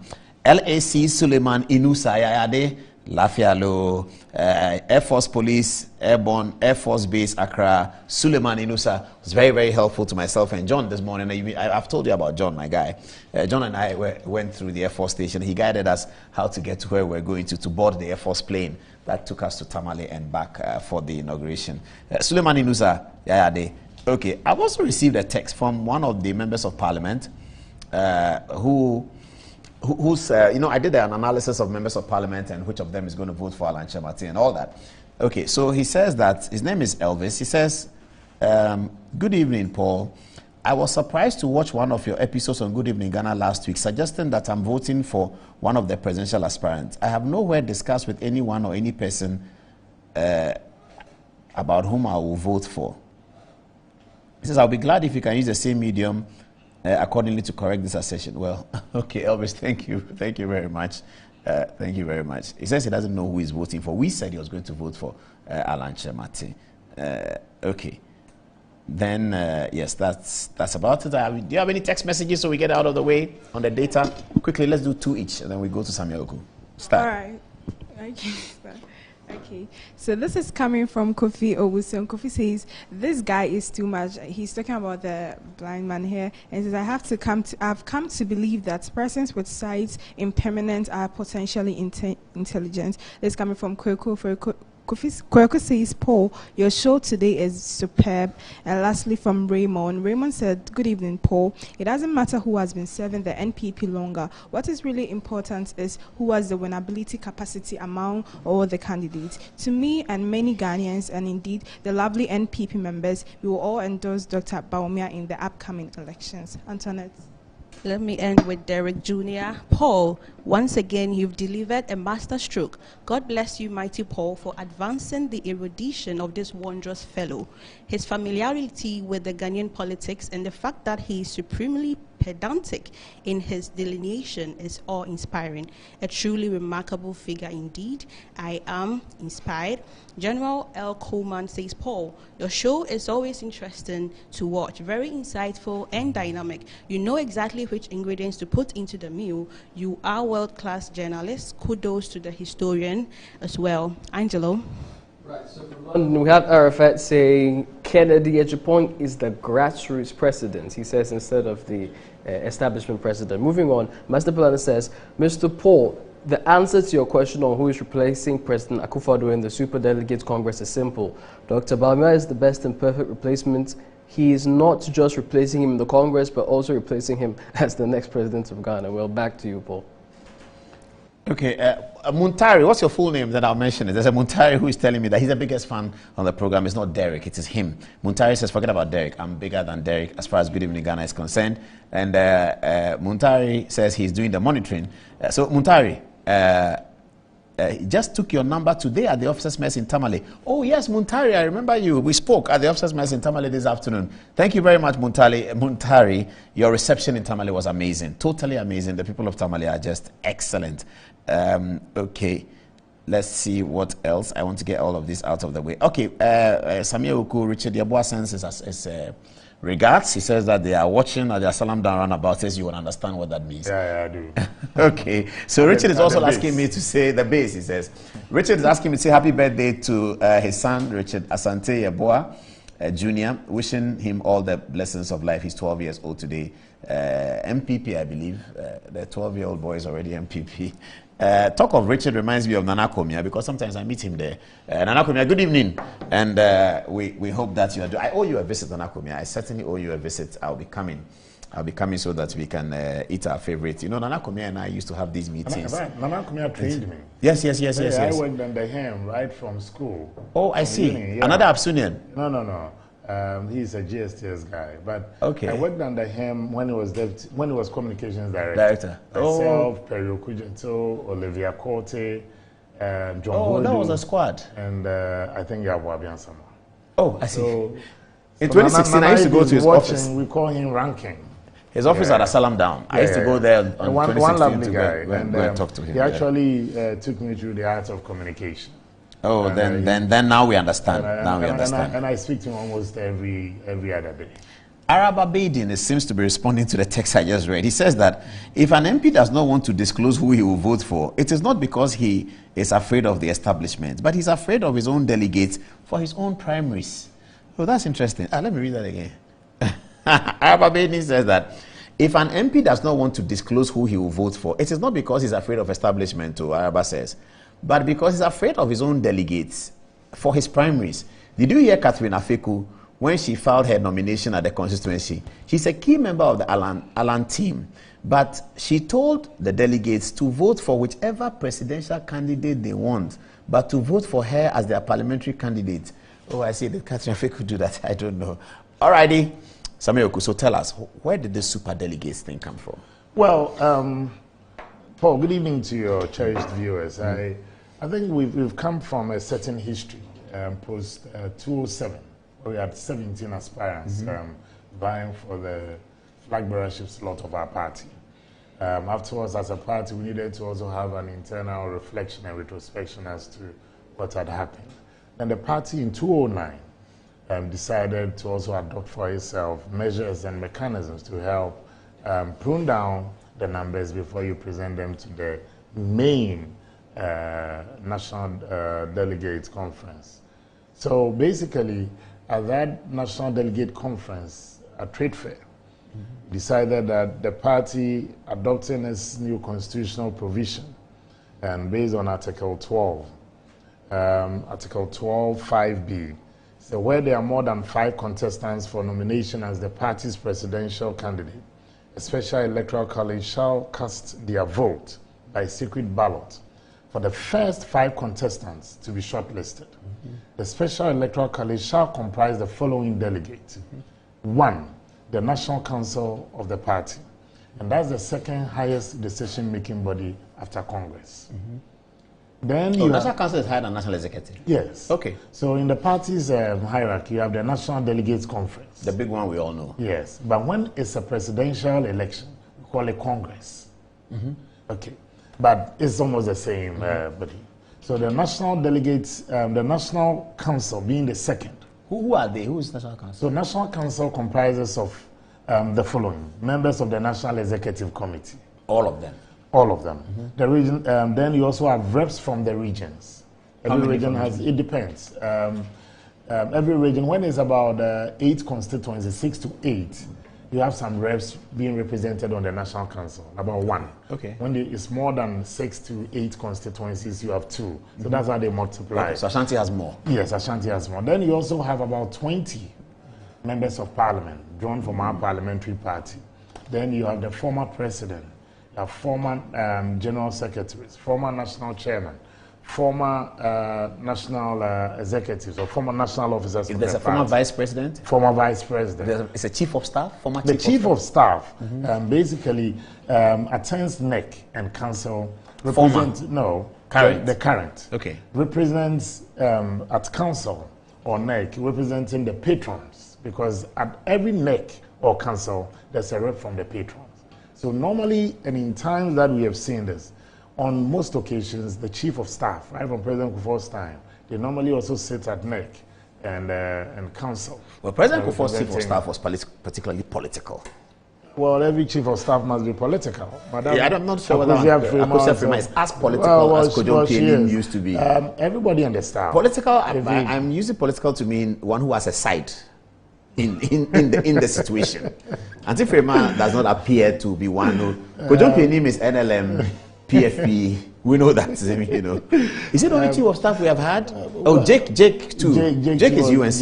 Yes, and Jake also has a former national chairman. May he so rest in peace. Yes. So you have these categories of people.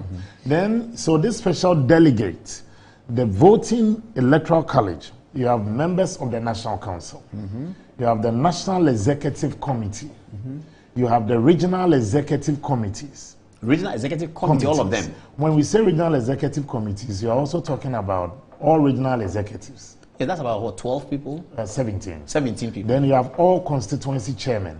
In the region? In the Regional Executive Committee. So this election has all constituency, 275? In fact, plus 1, 276, because of SAL. So how are you treating SAL? We treat them as a constituency because the Electoral Commission is aware that both political parties, the NPP and the NDC, have elected constituency executives. For SAL? For SAL.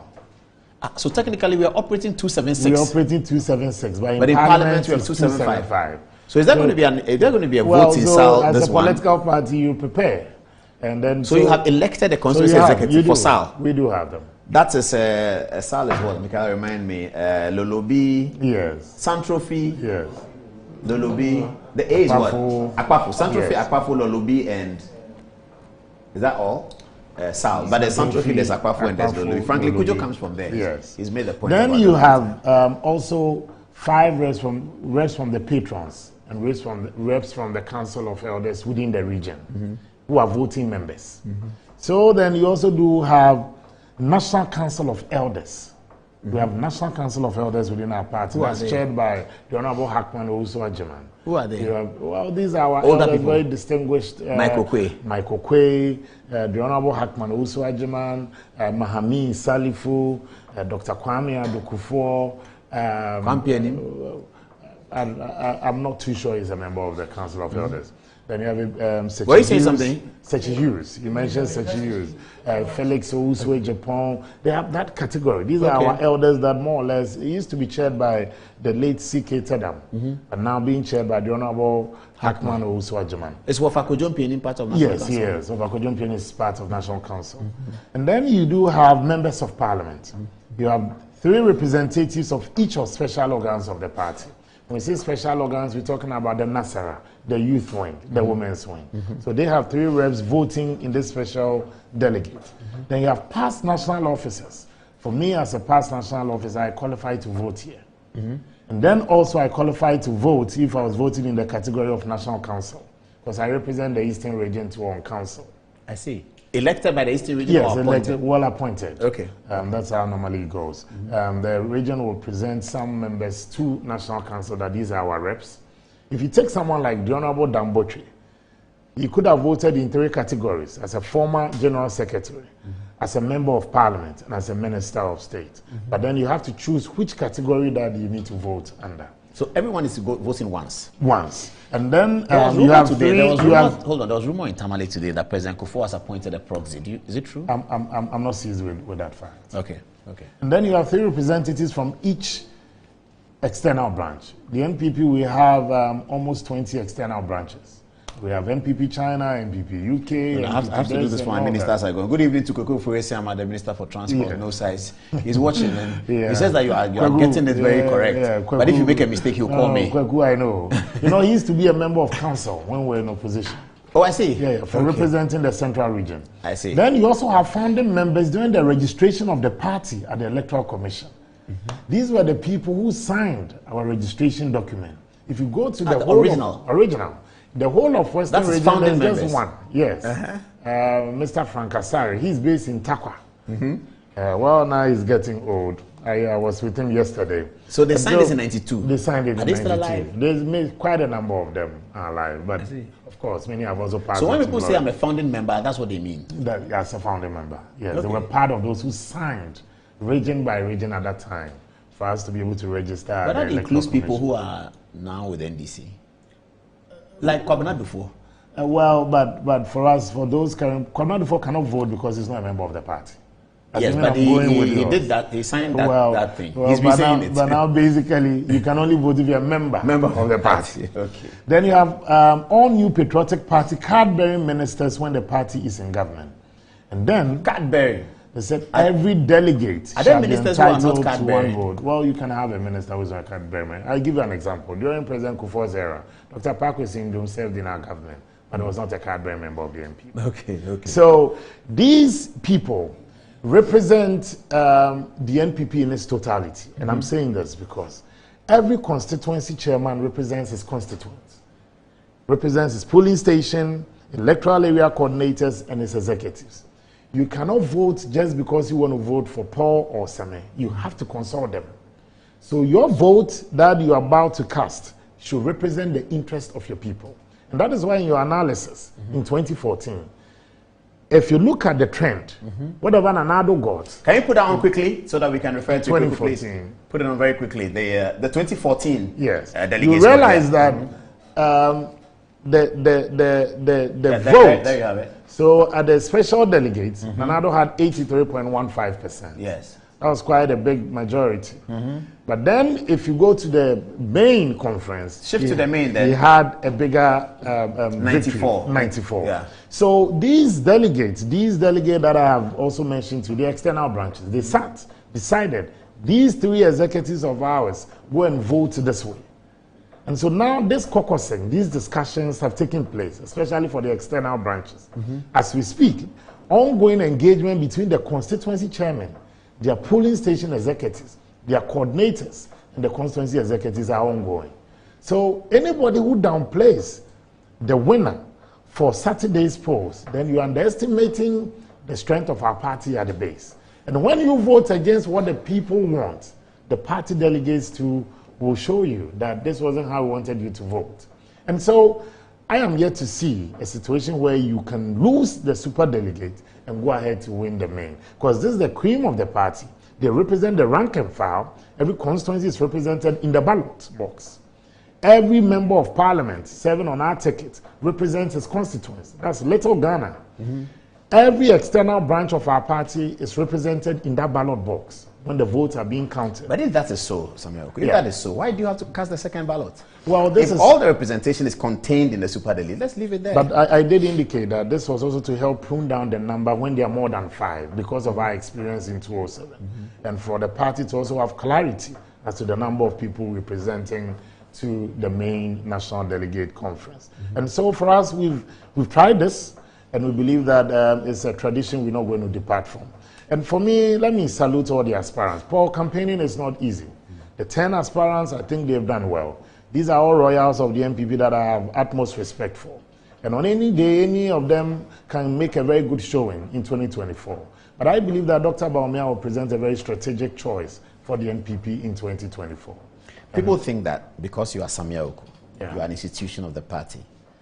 Look at I don't know what you mean by institution. Institution is but that I've worked and served the party as a youth leader. The national youth leader of the party. You've been the national organizer of the party. And actually, the you have been a deputy successful national organizer of the party. And you were a youth leader when the party came to power, collecting a lot of youth votes to give us one of our biggest... Mobilize enough youth votes for the NPP to secure victory. I said to give us, they're going to kill me. To give the NPP, sorry, to give the NPP, not to give us. All right. To mobilize enough youth votes. You mobilized many youthful votes. So most of the 1 million votes Akufo-Addo won were youth. Predominantly young people. Yeah, so that's what has made you institution of the party. Now, because of that, you shouldn't be saying Bawumia or Alan or anything. You should remain neutral. I think it's a decision time. And this is a party that you cannot intimidate anybody. I'll be surprised if anybody tells me that these categories of people that you've mentioned can be intimidated. You cannot. These are people on their own strength. This is a party that a polling station election can end up at the High Court. A polling station election disagreement can go through to the High Court. So for me, I'm a member of council. And I believe that when it's a decision time, and I have to be part of the decision-making process. But you can what I cannot do would be to run down other candidates because it's a big family contest. And whoever wins, you must support the person.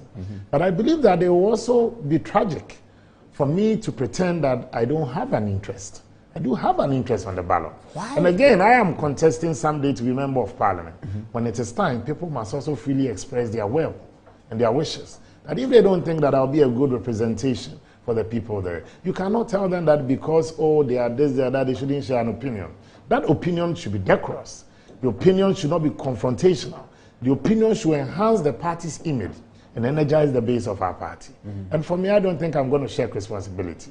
And so I was surprised when my former general secretary, that I worked so much under, Engineer Kwabena Ije Japan, a man I love so much. In fact, in 2014, when we first experimented this super delegate, he was the general secretary at that time.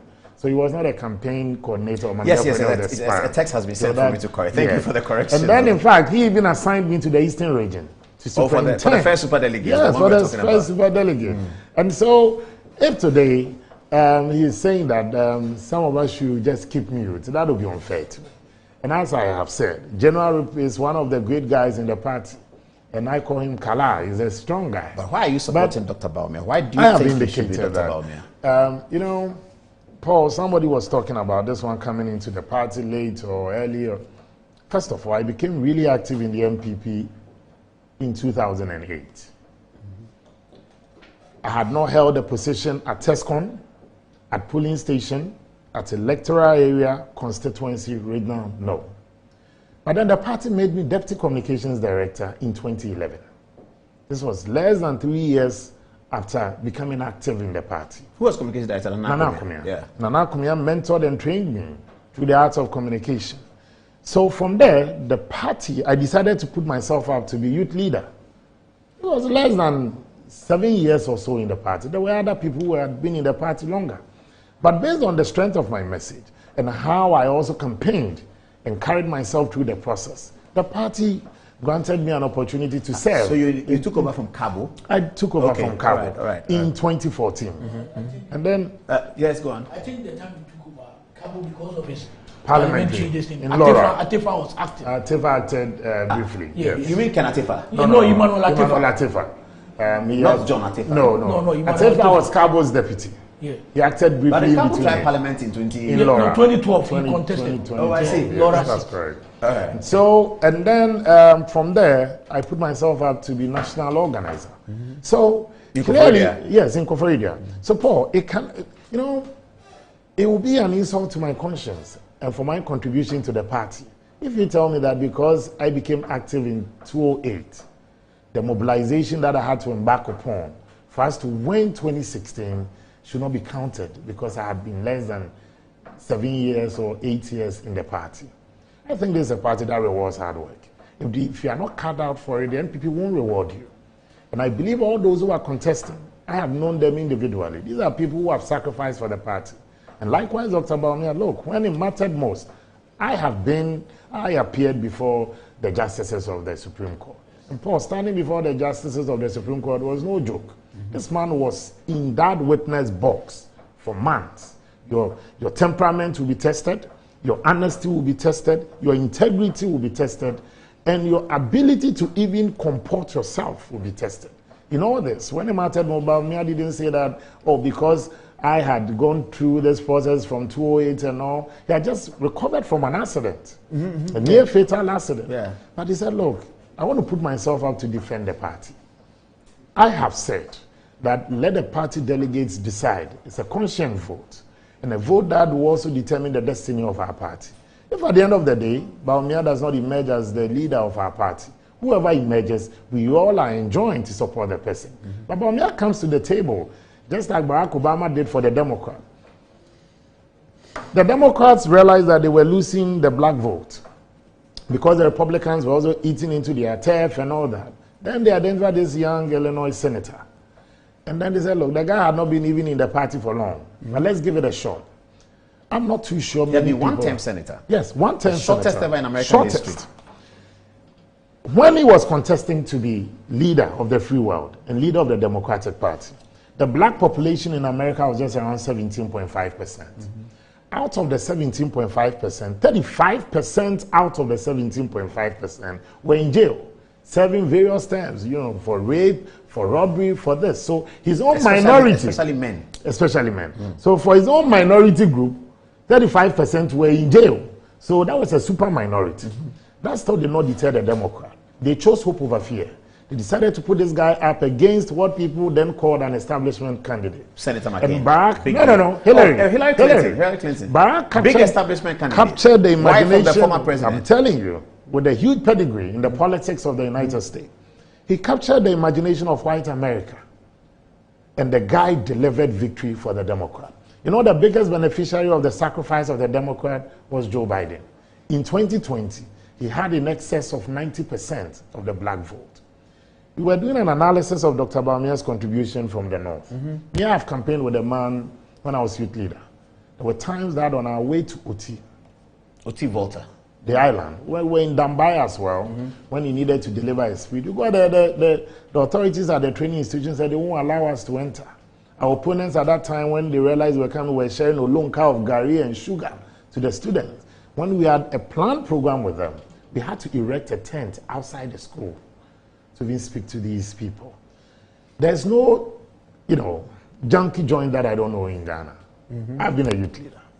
And before I step into any contest, whether as an aspirant or supporting, I do three things. I need to be convinced with a pulse on the ground. I need to be able to understand what they're saying, and I need to feel what they're saying or feel what they feel.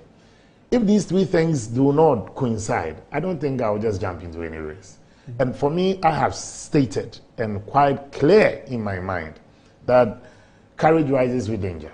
And it comes with its own repercussions. But this is politics for you. And the only thing that I believe the NPP can do to sustain us, for us to break the look after November 4th, whoever wins should be able to bring his people together. I believe Bawumia possesses some unique qualities. Look, someone like the Honorable Oparianza, and let me even deal with the establishment thing he spoke about. I think Bawumia has become an offspring of an intercourse between the base and what he calls even the establishment. Because every constituency he has visited, if I look at the visuals, if you test the pulse of the people, the euphoria that greets him the acceptability. He appears to me more of a consensus candidate than an establishment candidate. And it just reminds me of the biblical issue of when humanity met divinity, he produced Jesus. When the grassroots, when the grassroots converges or meets up with those at the top, you have a consensus candidate. And I think this man brings into focus what the NPP can get from the Zongos. The NDC strongholds are 3 in any major election. The Zongos down south, the Northern Bloc, and Volta. If the NDC is always able to secure these 3 blocks, all they do is to then enter your turf and get some fuel from it, and they are good 28%. to go. And they are good to go. They win. Good to go. Now, if you have a candidate, it's also crystal clear that the NDC's candidate will be from the Northern stock. It is already clear. It is crystal clear. John Mahama. John Mahama. Former president. Former president, His Excellency, the former president. If you have Bawumia also from the Northern Bloc, these 2 wonderful Northerners will have to slug it out up there. Now, it's up to the down south to also see what they can do to deliver victory for any of these candidates. And I believe that the NPP's choice of Dr. Bawumia, again, is somebody that is also a great campaigner. His honesty has been clear. And I believe that he's not been a vice president who has been an armchair vice president. And as a vice president who has championed many projects of government, been at the forefront of this whole digitalization thing. Look, people think that you can separate digitalization from the economy. You cannot.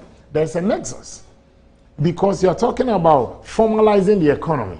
You cannot do that when you do not have even a universal card system that is able to help track and trace whatever you are doing within the economic establishment. And so for me, look, you had the whole bureaucratic processes if you wanted to even get a common driver's license. Now it's no longer there. Look at the passport sector. Look at what is happening at the port. First, when people spoke of AI, we thought that this was the next 10, 15 years. But Paul is here with us. And the world will not wait for you to crawl before you get there. You either put up or you go to sleep. And I think this is a vice president who has also distinguished himself. In the past, you and I know that it hasn't been easy for presidents to go through even almost 8 years with their vice president. It's always been turbulent, disagreement here and there. But this man has shown loyalty, courage, determination, and a support system to our party, our government, and our president, even in the most challenging times. And I want a leader who will not turn his back on me in times of difficulties. I want somebody who will be able to assure me that, look, in spite of the challenges we face, the challenges we face may be fearsome, but so are our strength. We are going to get out of this, and these are the measures we are taking. Nobody has a clearer understanding of our achievements in government more than Dr. Bawumia, because he's been part of the drafting of it. He knows where we face challenges. He knows where we have failed to even implement it. He knows where we can also talk of our success stories. So if he's coming on board and he's talking about a new vision, where we had challenges, it's up to him to make those corrections. And where we stumbled and failed, it's up to him to make sure that we do not cross that path. And nobody can sing our success story more than him. You are talking about MPP. Yes. Whose stronghold is Ashanti region? Great. And that's how the MPP has won the elections. If you look at the data, you're going to share with me the data of the regional distribution. Yes, exactly. And if you look at that, Ashanti is very, very important. Extremely. And then you have a list of 10 where you have at least 3 or 4 of them from Ashanti. Usue Friakoto, Adainimo, Kwabene Japan, and Boache is also Eastern. No, Eastern and Ashanti. Ashanti. Okay. Alan Chemate. Now, among the Ashantis, oh wow, yes, of course, yes, of course. Honorable Adainimo. Adainimo I mentioned, okay. Yeah. If you look at that list, if you take out the Honorable Joe Gatti, Alan Chemate is prominent among the Ashanti names for the MPP. If you are going into a difficult Ashantis don't vote that way. Which way? They don't vote. No. They don't. They don't vote on tribal lines. Yeah. President Kufuor will tell you that when he contested in '92, that may not be true from the data. Wow. Ashanti's highest votes. Yes. MPP's highest votes in Ashanti has been under President Kufuor. When Kufuor first contested, President Kufuor will tell you his backbone wasn't Ashanti.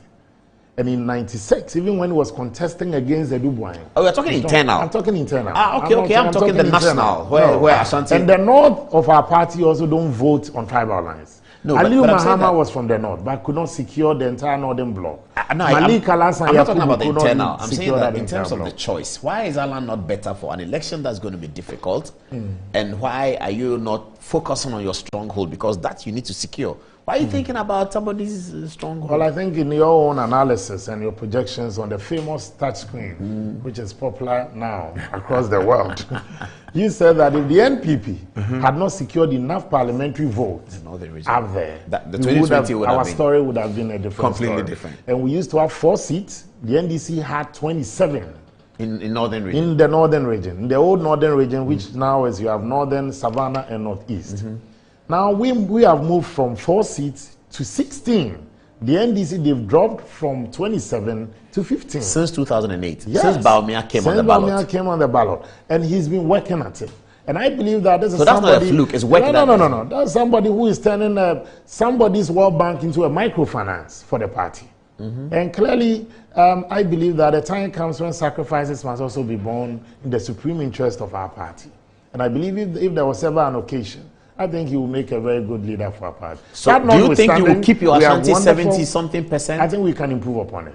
Without an Ashanti on the ticket? Elections, good candidates don't always win elections. But good and smart candidates win elections.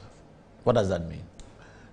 If a candidate is strategic, the candidate knows when to throw the jabs and when to hit the opponent more at the groin. Politics is strategy.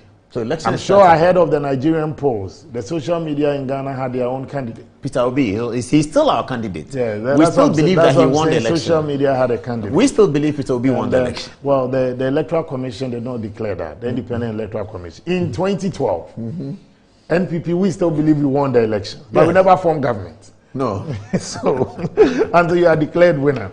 What I'm saying is, in politics and also in the run-up to elections, I've had a rare opportunity, Paul, of being trained by the Communist Party to a bit in China. You were in China? Yes, when I served as the party's youth leader. I've also been trained by how the conservatives also operate in the UK. That's interesting. And I've been also trained by the CDU in Germany and the Republican Party. So I have a fair understanding of how these political campaigns work.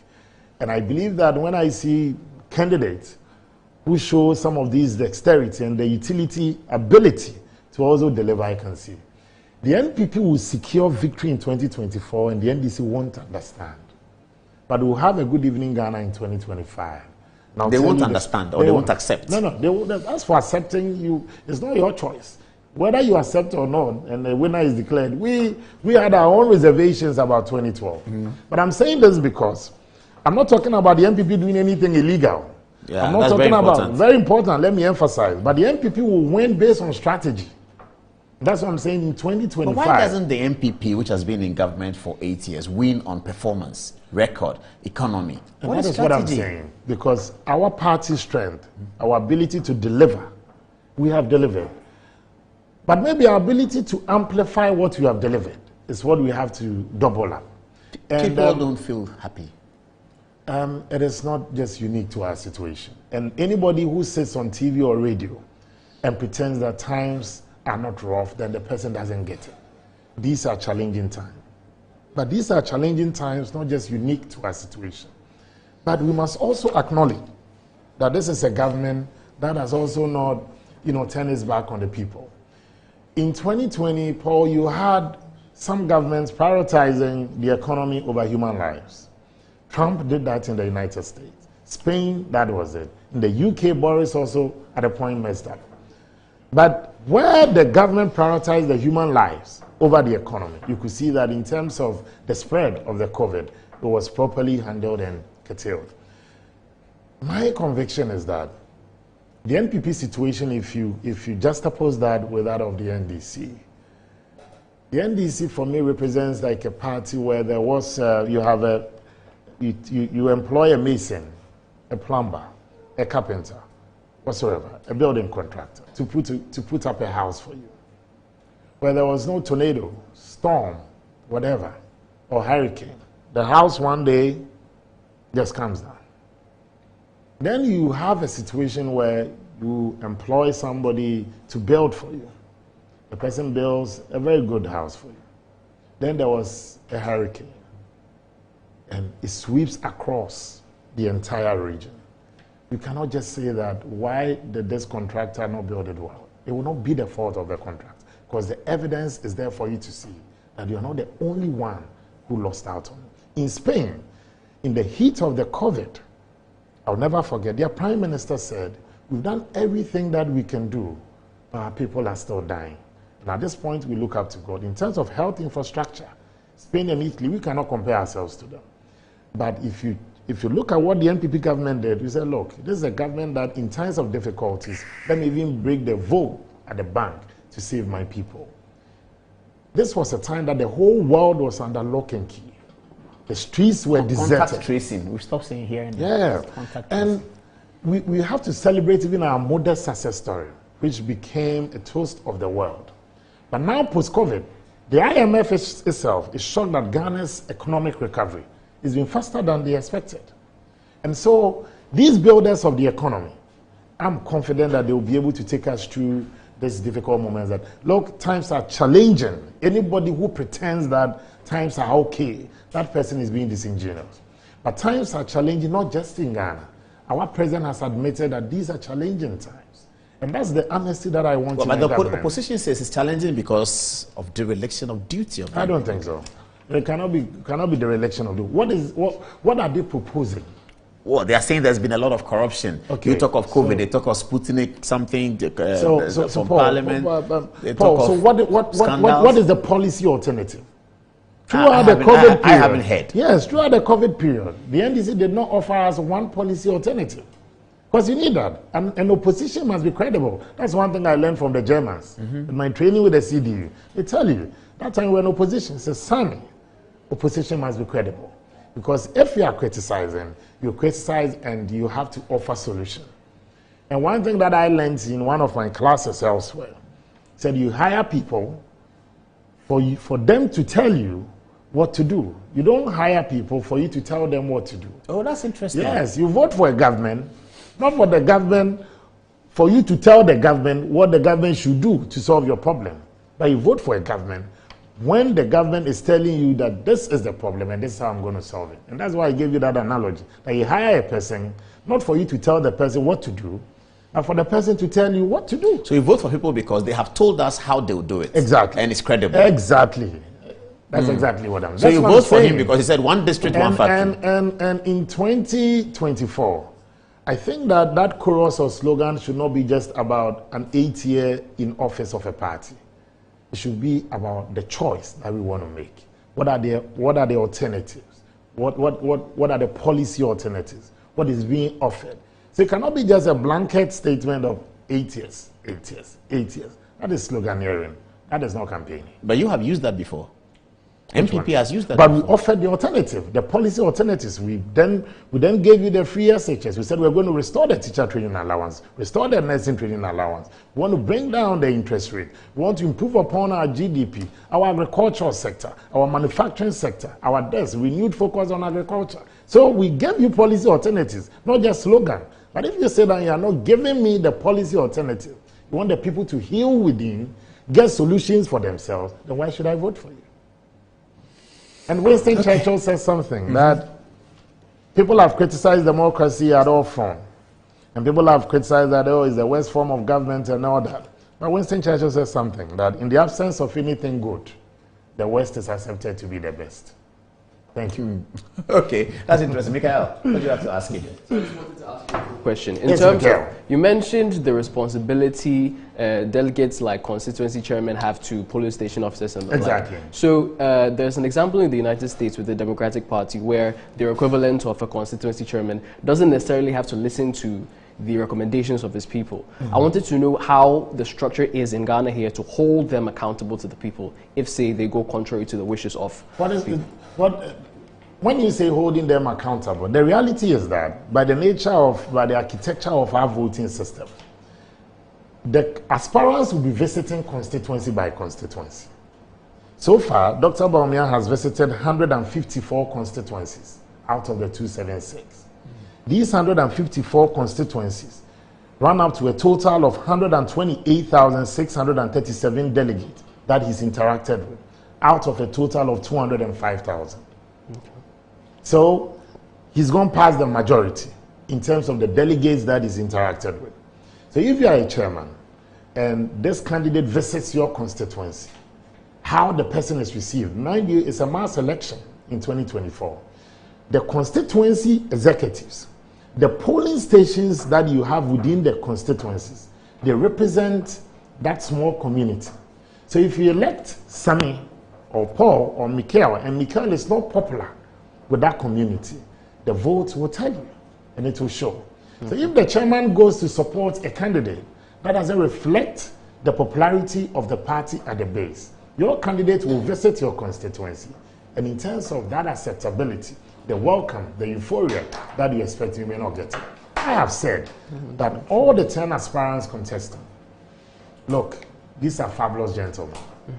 Man to man, intellectual ability, how they're able to communicate the party's ideals, ideas, vision of the party. These are all strong royals of the MPP. I am speaking for my candidate because I'm not here to speak for another candidate. But I believe that if I will wish all the 9 aspirants the best of luck, I will wish my candidate success on Saturday. And I believe that Saturday will be a reflection of where the party wants to go in terms of its direction. And it is my hope and prayer that Dr. Bawumia secures enough votes to give him a clear mandate to go into the November primaries. It will be a tragedy for the party to vote on this one gets 30%, this one gets 20%. That will be like a hang situation. Whoever the party wants to go for, even if it's not Dr. Bawumia, give the person a clear mandate and give the person that momentum to move into the next phase. But I believe that my candidate can secure that great number of votes. Let me interrupt you with this text message. As I come to the other text messages, and then maybe we'll come to Sami for one sentence wrap up. It's been an interesting program. Our views are significantly high. Okay. This is Deputy Chief of Staff Emmanuel Bosman, but we call him Carlos von Brazil. He says the program is solid. You give me mega nostalgia from the time Victor Newman asked myself, Cabo and Sam Ellis to ask Dr. Bawumia, the then Deputy Governor, to come and run with Nana Akufo-Addo after the party had rejected the choice of Hajia Alima Mahama. The history is real. New exciting history is about to be made for sure. He comes back and says, have you seen polling station on any social media platform? That was Peter Obi's problem.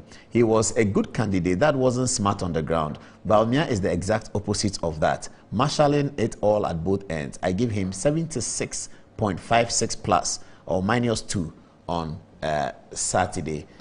Okay, another one says, hi Paul, Sami has voiced out the voice of the people. Voice populi, the voice, who is writing to me? Frances Esiam. You know, of course. Frances. Frances Esiam is writing to us here, and she says that Sami has voiced the voice of the people. Plenty coming out. Let me come to my text messages. What are you getting? I actually have a question, and my question is, do you think Dr. Bawumia can be our next Kwame Nkrumah? Is he intending to lead any different from our current president, with extraordinary ideas? Well, I think Dr. Bawumia has stated that, look, the current president came to office with his vision. If you're vice president, you are supporting your president to achieve his vision for the country. And he has also clearly indicated that he has his own vision for Ghana. And I've heard him talk about a couple of them, which I find very exciting. And his policies that he wants to introduce, if he's elected leader of the MPP, and what he will lead the MPP to put before the Ghanaian people, is something Ghanaians should watch out for. Because some will also help improve upon what we do and dramatically even change how we go about even our budget system as a country. And, okay, so Franklin Kujo is putting you out there on social media, Sami Oku. Oh. He reminds me that I Sal... I haven't seen him in a long time. Yes. He reminds me that Sal is Santrofi, Akpafu, Lolobi, and Likpe. But then he types this in black and white, typed by Franklin Kujo. It's in quotation. It says, the MPP will win 2024 elections on strategy, and the NDC won't understand, unquote. Sami Oku, campaign manager for Bawumia and director general of National Lotteries. Franklin Kujo, you didn't add that. He said it on your favorite program, Good Evening Ghana. Please. And again, but where I disagree with him on is that, Paul, I think I'm on this program this evening as a former national youth leader. It's a former national organizer. Not as a campaign talking manager. MPP matters, Yes. but not as Director General NLA. Okay, Yes. we have to emphasize that. Yes. Honorable Eko Vincent Asafwa is also saying hi to you. Farouk is from Tema. His Excellency Isaac Osei says, good program. Samia Oku has been brilliant. Oh, Honorable Echi, since you moved from Laboni, I don't know where you live, so I can't find you anymore. But I really need to see you for an interesting conversation. Isaac Osei is one of the finest gentlemen that the MPP has produced, Samia Oku. He's one of the people that I just admire him. He has that cool temperament. He's just like my former boss, Nana Kumia. Yeah. You know, they never get upset. And these are great people. Honorable Salifu Mohammed's aide, he's writing. He says, kindly help me ask Samia Oku, how do I become like him? How does he become like you? I think it's Mohammed Salifu. Mohammed Salifu, yes. Yeah, he's a member correct. of our National Council of Elders. If it's Mohammed Salifu, the former minister for the Upper East. Okay, so one of my... And I really want to encourage the young people supporting all the aspirants. Look, let the campaign be exciting. There's no need going on an insulting spree. Let the campaign be exciting. Bring out the best of your candidate. Tell me why your candidate should be number one. And I really want the young people in the campaign teams of all the candidates to really take center stage. They should have a debate. They should have a debate. Well, and again, be in charge of the campaigns. Without insult. Without insult. Because that's the only way that we can all toss the ideas. We should have a passionate, legitimate debate on the future of our party, but all with one focus, to produce a curtain-edge solution to the problems confronting our country. I have been excited when I've heard President Akufo-Addo say that there's been no intimidation. Now, can you confirm that Peter Mewu is Alan? He's Alan every day. I understand there was a banter between him and the president at Tiburi, and the president was teasing him that Peter, how is your campaign going? And Peter said, Mr. President, you have to join. Alan is going to win. And is that reflection correct, or is out there but in there there's a problem? I don't think there's a problem. Maybe, honestly, when people talk of even intimidation, somebody like Opariansa. Yes. He's never supported an Akufo-Addo candidature. No, never. He's never supported an establishment. He's one of the campaign coordinators for Dr. Bawumia. I give you the Honorable MP for Dr. Bri. He's been an out-and-out anti-anything related to the establishment of Akufo-Addo. But Jemfi, he openly declared to support Dr. Bawumia in the campaign. Just as he said, Richard Anane, is that correct? Let me give you, I'll come to that. Yeah. Metro TV, insightful and inspiring moments. Has Christianity always been one of the religions in the world to you? Oh, hallelujah. Praise God. Christianity is not a religion, neither is it a joining of a church and doing the Christian things like praying and giving and so on. Hallelujah. Christianity is the outworking of God's own kind of life received into the spirit of a man. Whoa! This divine life in the heart of a man makes him righteous, keeps him healthy, divinely guided in life, prosperous and victorious. It gives you the ability to enjoy intimate fellowship with the Father and have dominion